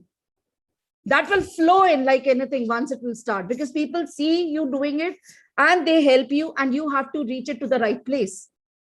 You have brains, give it to the right people. Get the level of standard of living better. And that is how I think the community, the country improves. You must have a target of the yearly target has to be there, that these many people, these many lives you're going to touch. Result is something different. If I'm going to touch 100 people, result may vary, because result is not in our hands. We can only work on the people according to their learning, according to the money we can put in, because we are majorly working in the 3 areas: women empowerment. That is also not rural or poverty stricken or urban. It includes everybody. Women should be empowered everywhere. Even if I talk about urban women, they should be empowered. They do not know how to face the domestic violence. They fall prey to it. See, we will not be doing everything in that direction, but yes, awareness programs would be conducted wherein we will collaborate with the right NGOs who are working with the legal rights of the women, and we will be guiding them to connect them. So everything we can't do, rightly said by ma'am in the beginning, that yes, you need to collaborate with the right people, because we need hands to support each other, but the right hands to be there. A vision of any NGO has to be very clear what they want to do. Without vision, you are lost, because many of the NGOs, they go by the grants. They pick up those things. See, I realized it. I'll share something with you why I'm saying this. I have this book in my hand about NGO. I just got it today itself to know what exactly it is and the schemes which it is showing. I have seen most of the NGOs pick up those. So before you go for that, please ask yourself what really you want to improve. It may not be mentioned here, but it is required in the society, in the community, because community doesn't live in the books. It lives around you. That category may not fall here, but that category may require your complete attention. So that is very important, because if you can work on that, I think books can be remade. schemes can come forward in that, because because you have to be pioneer in something. It is required very badly. Yesterday itself, I was listening to a rape case victim on the Clubhouse. And there we were talking about everything, how to give support to a girl. Escort should be there. No, we do not require escorts as girls. We are powerful enough to take care of ourselves. We only require awareness, education, and education not only to the girl, but to the boys also. Who will give it to the boys? The mother will give it. So that's very important. Immediately the community will start improving. We cannot give blame games and play blame games there. So awareness is very important. Lot of things in the community needs check. Cleanliness.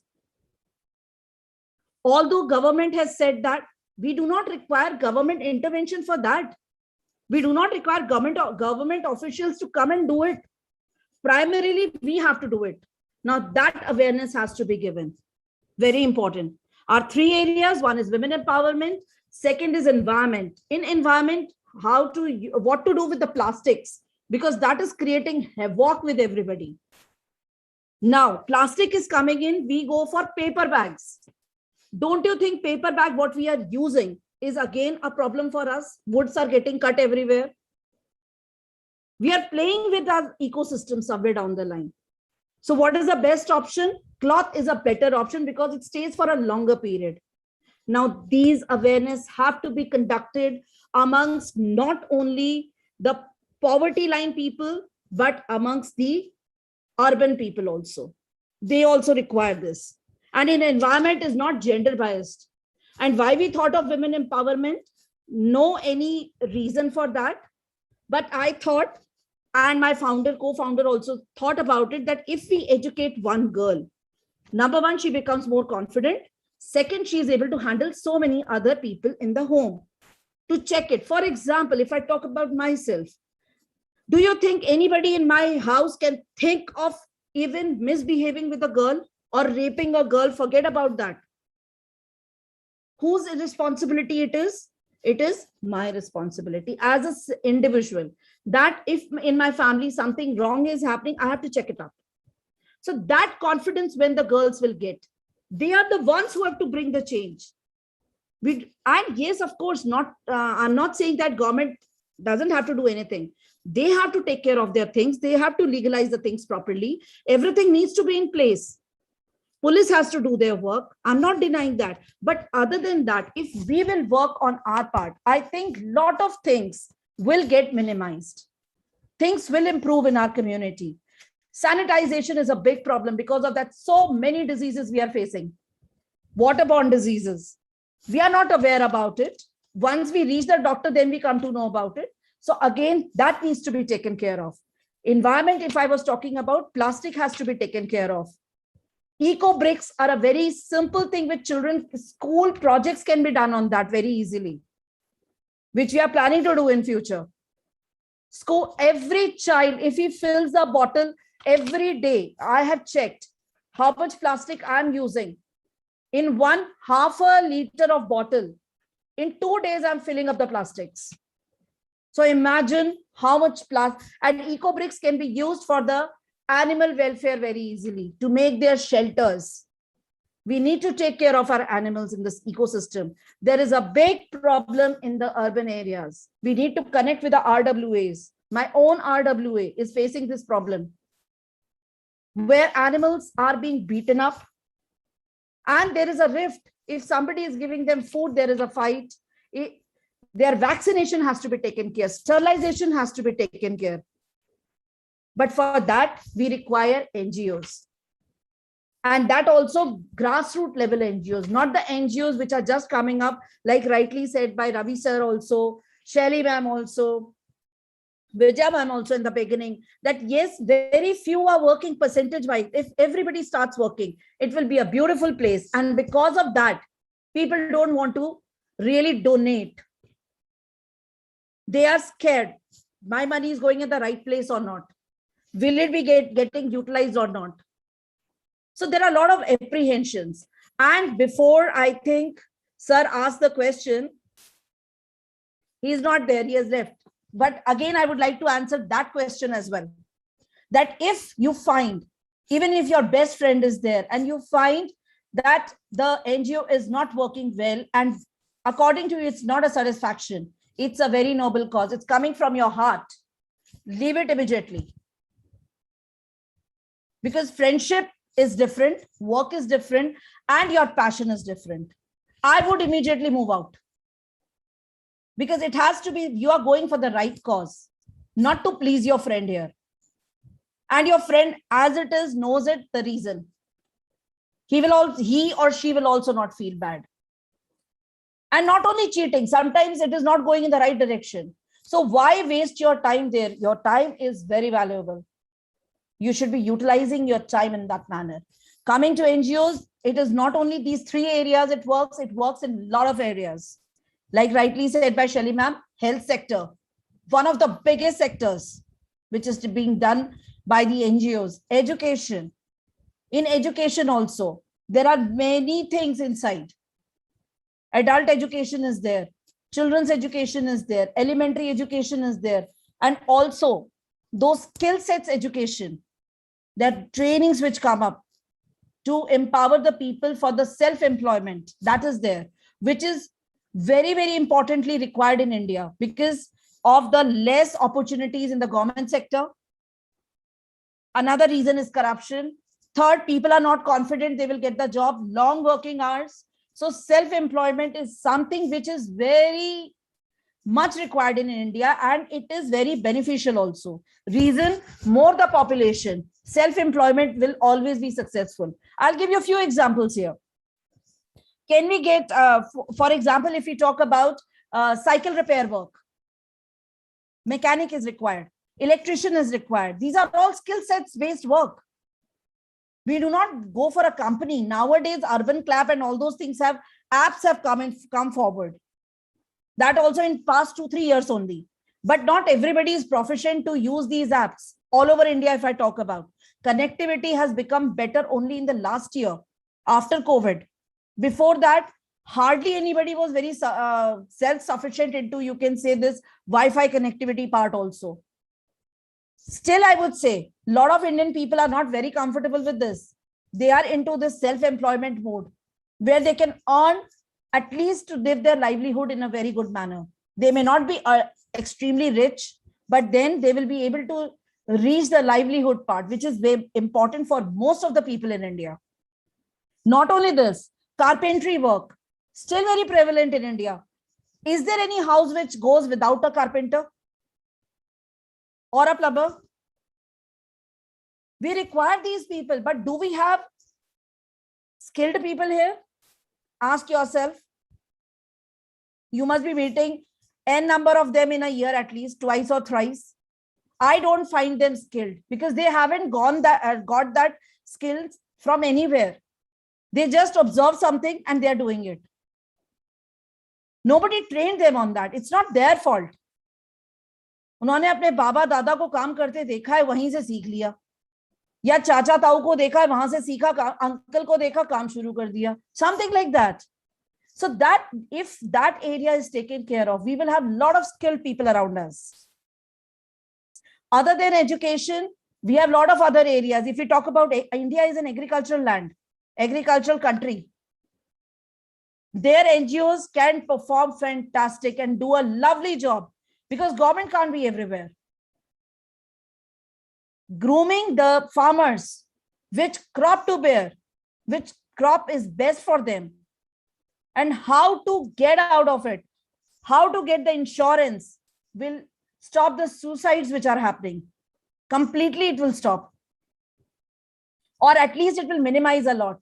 So NGOs have a great, great role in the upliftment of the community, of the country as a whole, not only in one area. We have lots of areas.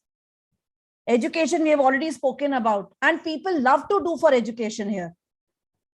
Bags are donated, books are donated, like rightly said by ma'am, and very cheap. Yes, NGOs, when they are talking about environment, they should talk about it. That why so many copies are getting rejected every year by the schools. Once it is over, the course is over, they are just thrown away. Why can't they be reused? And why so many projects are there in the classes, where we are wasting a lot of paper there? Children can give verbal presentation. Children can give presentation on the PPTs nowadays. Why charts are getting made? Because that requires a lot of paper. Paper means wood. Wood means environment. Directly we are giving a hit. Anyways, we are making a lot of homes in the urban areas. That as it is making things bad for the forest and the animals. So everything is linked somewhere down the line. So NGOs are doing a lot of things in those directions. But we always think NGOs in terms of, like Shelly ma'am has taken some names, Cry, Smile, Goonj, because it's very natural. When we come in contact with these NGOs, we remember only these names. Nowadays, a lot of pad distribution, menstrual hygiene has also started in a lot of NGOs. Ours also does that, but Pinkish is there, which is doing it.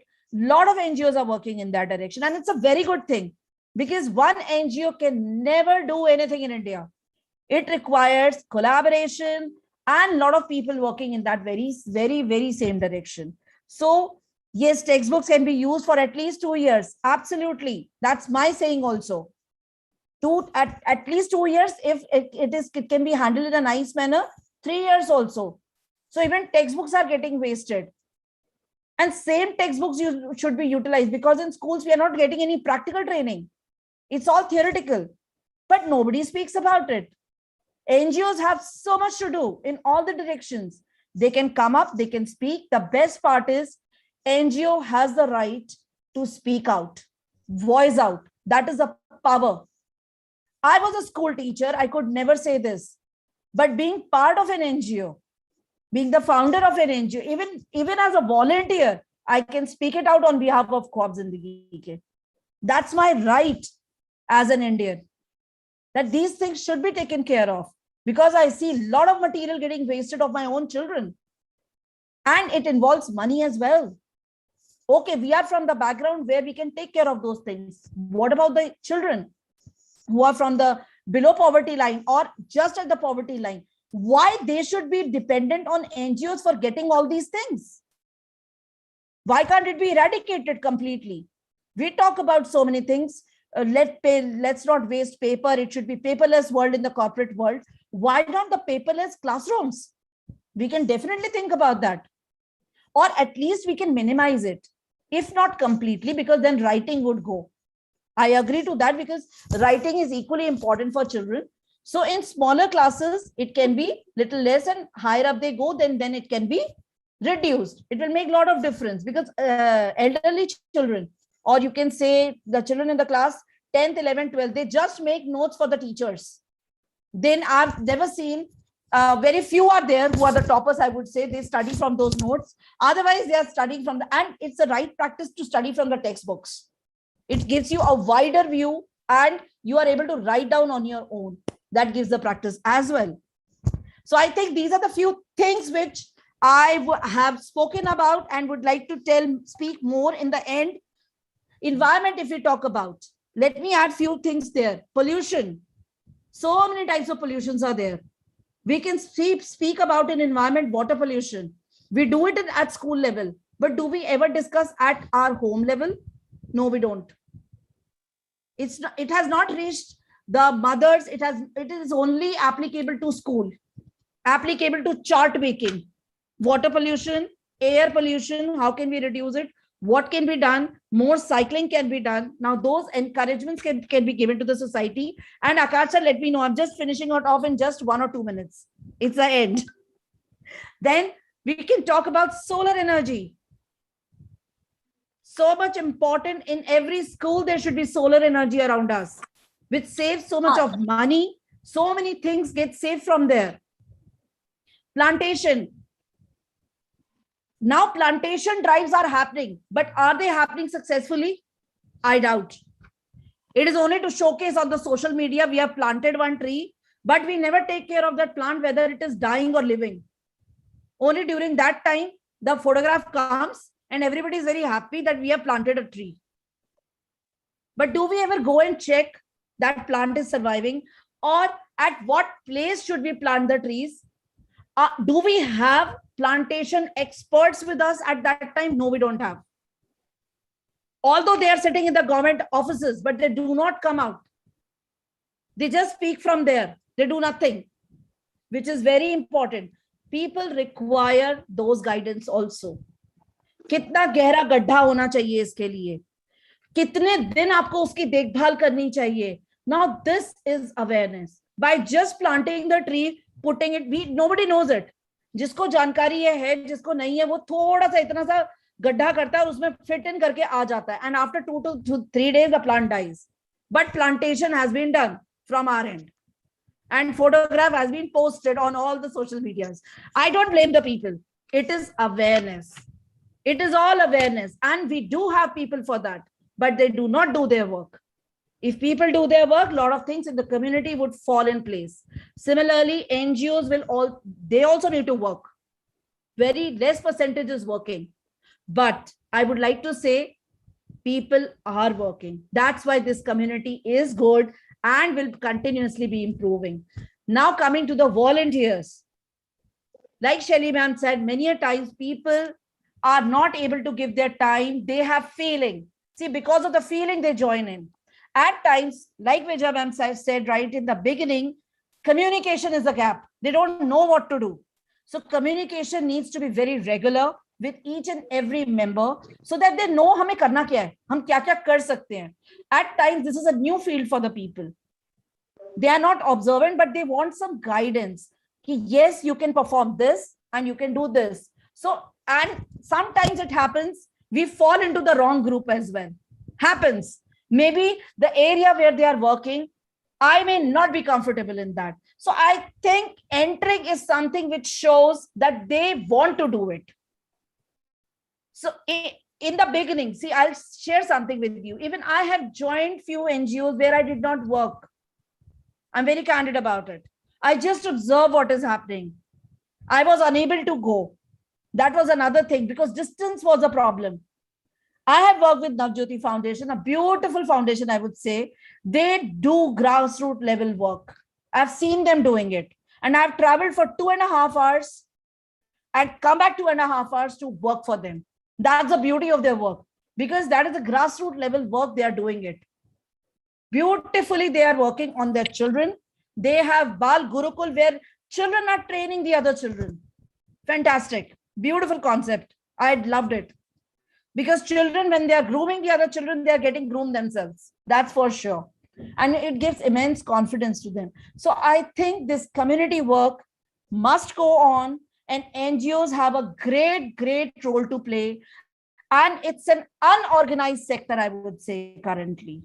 It needs more emphasis, more learning, and yes, in the curriculum, it should be taken up in a very proper manner. People who want to go into this should be given lovely insights, trainings, and all those things should be provided, which is yet very less according to me.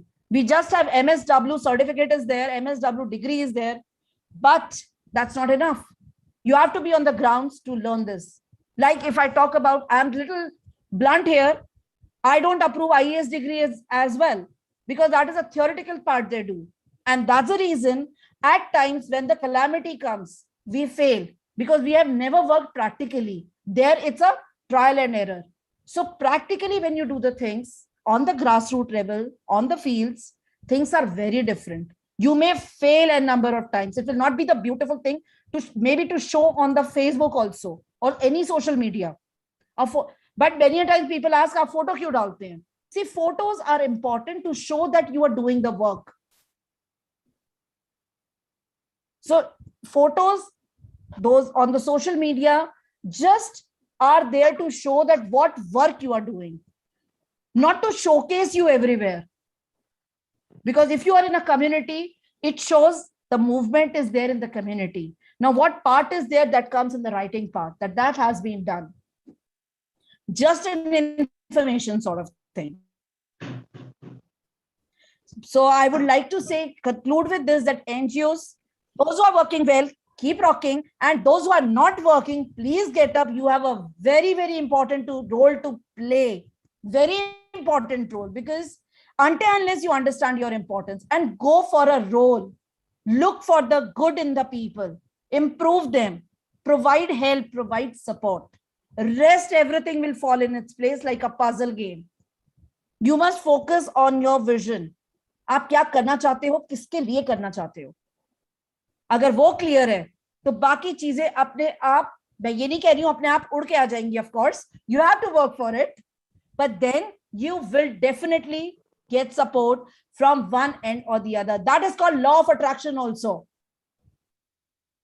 पूरी कायनात आपका साथ देती है उस काम को करने में, and you can never fail. And failure is again a part of success.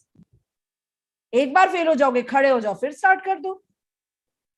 Who is there to check that? Ultimately, you have your vision in front of you. With this, I would like to end here. Thank you so much. Thank you so much for such an empowering session, Ina ma'am. And there's literally no summary needed whatsoever, but I still like to mention a few points that you have told. So firstly, you mentioned that if you educate a woman, you educate the whole society, and that is so true. Apart from that, you also mentioned that collaboration with the right people is very important. Apart from that, you also mentioned that awareness about the environment is also it is also very important to educate the urban society about the environment as well. And you concluded the session with saying that just focus on the goal and everything else would fall into place. So such an empowering session, ma'am. So if anybody wants to ask any question to Ina ma'am, then they can please go ahead. Yes, I do. First of all, congratulations, Ina ma'am, for the wonderful words spoken by you. And I, since I'm associated with you, so no doubts, I know you very well that what work you are doing and how you are doing. So nothing to be spoken over here. That's fantastic. But yes, one question which I want to speak is that as we discussed right now, or we already know that there are NGOs who are doing wonderful job. There are founders who are actually doing the job with passion. But yes, of course, we have come across few examples of such NGOs which are mushrooming nowadays, because either they want to become the social workers, social activists, something, or they feel that attaching with an NGO or to open an NGO is a noble cause which will give them name, fame, I don't know what. But this is also a strategy being put up by some NGOs, that first they will be giving you some position with terms and condition that you have to make 20, 30, 40 members under you. You are the head. You are the head of your particular region, but then the condition is 20, 30, 40 whatsoever members under you, and then you have to do some activity, something or the other, but NGO will not be funding you. You will not get any single penny from the NGO. You need to collect it from among yours only. I mean, all the members, you yourself put in your own money and then do some social cause, and then you need to upload those pictures on the media and give us those pictures that yes, we have done this. So do you think this is appropriate, that you are associated with an NGO, you want to do the work, but then you are putting up the conditions to first increase the members? This is unless and until these members, you don't make these members, you can't run the NGO in your region. And then there is nothing from the NGO, only you have to contribute your own money, and that is forever, not only once, and it is a continuous practice. So do you think that's kind of an NGO will be successful, and will the volunteers or the members which are attached to that NGO will go for a long run? So that is what I want to know from you, Ina ma'am. This concept is wonderful. I agree to it, because when we will be collecting the funds, we are actually part of the system. We are associated with the thing, because if something is given to you easily, for example, if centrally the fund is there and it is given to you from there, you will not really care for it. But if you are collecting it from your own ways and means, of course, their guidance is required. Support is required. I don't approve it that yes, you should be left free. You should be working in close connection with the main leads. How to generate fundraising is an art. It's not difficult. And the key to open that lock is your genuinity. That's the only key required to open that lock with communication, rightly said by Vijay ma'am in the beginning. If you can communicate and you are genuine, the locks will open for you. Nothing can stop you. Because you're clear with your vision, you are doing the work. You have lots of ways. One door is closed for you. India is full of population.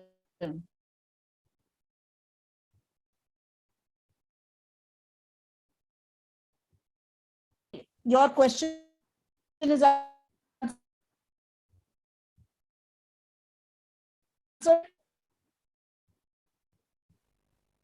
Sanjeevni, am I audible? no, we lost you actually. Ma'am, you were actually breaking a little. Oh, that means problem was on my end. I'm so sorry. Yeah. Shelly, what I was saying, this concept is good, but the team cannot be left free that they have to survive on their own. Then what is the need of the entire NGO? You can run the NGO on your own. Yeah. So that support is my is question. required. That is my question. That you are not getting any help, And any you are support from the main absolutely branch. right. Then that's not the right place to work. Yes. Simple. Because you need support, you need guidance, Yes. you need how to raise the fund as a Yes. team. That you will be doing as a team, not as a single unit. Yeah. Because that's an art, what I said. And I just discussed, it's simple to generate fund if you are genuine. Number one. Yes. Number two, you can effectively communicate your point to the other person. This is what we are. This is what we are doing. And this is where we want to go. Like rightly said by Vijay ma'am in the beginning, that you need documentation, Yes. details. But before details, you should be clear in the mind as well.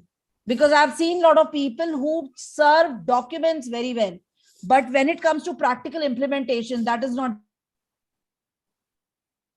there. That is missing. So documents that can always be taken care of. That will be very systematic.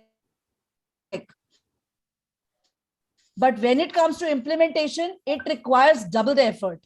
So there, if you do not check it up, it will be a complete mess.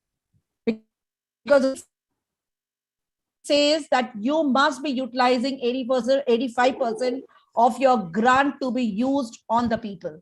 So it has to be done on the people. Correct. There is no if, there is no but. And see, when we do makeup, is it visible or not? It is. Yes, of course. Similarly, if you work on the people, it is visible. It can't be hidden. Nobody can hide it. आपके लोग खुद बोलेंगे ये काम हुआ है, ये हमें मिला है, इससे ये फायदा हुआ है, उनके चमकते हुए चेहरे खुद बोलेंगे. So I think I've answered the question. Beautifully, Ina ma'am. I am absolutely convinced and satisfied. Wonderful. Thank you so much, dear. Thank you so much. Thank you so much for the lovely session. Over to you, Sanjeevni. Yeah. So now that we are done with all the speakers, we would now proceed to conclude the event. But since we are left with a little more time now, so if any participant want to unmute themselves, and if they have any feedback for us, they can please unmute themselves, and they can please proceed now. So is there anyone? Okay, half of them has already logged out. So well, I want to share something. Yeah. Thank you so much. I have to give my gratitude to all the speakers because they have discussed a number of things very widely, with briefly as well as very understandable. Even I'm working in international NGO and I'm going to be part of the speaker for tomorrow, and my topic is NGO too. So yes, you have shared the pros and cons of NGOs and their transparency, their activities, and how can they do with partnership with effective way. Definitely, it's I have gathered so many knowledge today. And apart from that, if I am focused on the refugees' rights, the NGOs are working for the refugees' rights. In that prison, where I'm working in international NGO, where mostly work for the refugees in Bangladesh. So if we consider the refugees' rights, so the transparency of activities, the transparency of overall execution is not clear at all. Most of the outside person are focusing on that these NGOs are doing some activities for burning their budget with, there is no sustainable development over there. Why they are doing so? So number of activities are going there, but nobody know the actual activities, what is going on over there, because most of the activities are not even focused. And when and the other NGOs and the partners of the NGOs, what they are doing actually, that's also are not transparent at all. So I'm going to share tomorrow for the refugees rights and the activities of the NGOs over there. And it's really honored to me to be here and to listen all of the prominent speakers. Thank you, Akash Bharat, for bringing this opportunity to us. Thank you. Yeah, Thank you thanks. so much, sir. And we'll be looking forward towards your speech tomorrow. So now I would like to give you all a glimpse of tomorrow's event. So Akash, sir, can you please just share your screen and share the poster of tomorrow's of day 9 of the International Business Innovators Summit?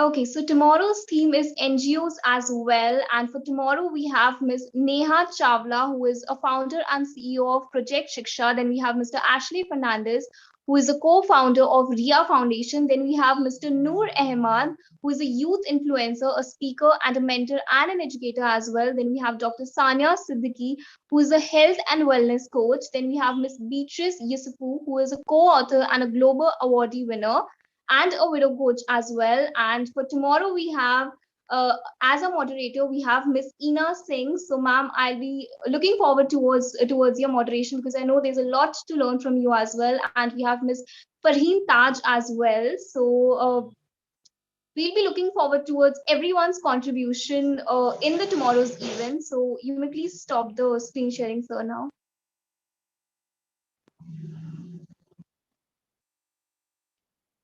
So, okay, so now I would like to thank Akash. So, Akash, so you take the least amount of credit, but I think your contribution is impeccable. And after that, I would like to thank all the mentors. Dr. Shelly Bisht is present out here.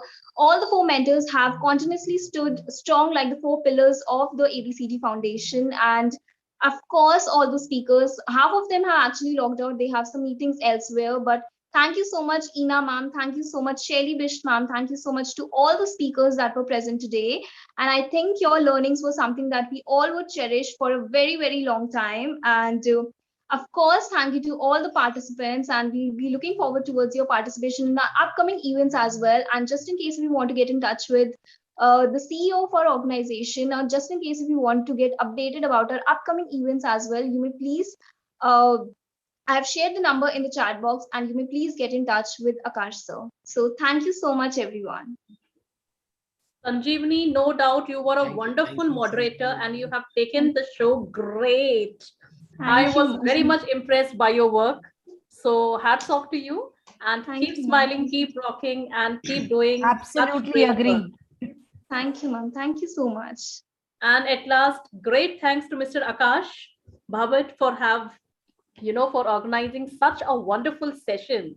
I mean, there are great learnings. There are great learnings which we have learned from each other. Great listening, great learnings, and it was indeed a wonderful session. Thank you so much. And thank you all wonderful speakers, and thank you all attendees and everybody who were a part and parcel of this session. Good evening, good night.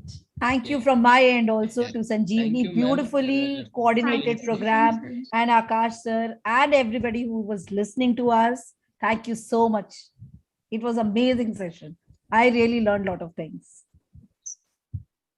Thank you so much, everyone, and a very good night to Yes. everyone. Yeah, And thank you.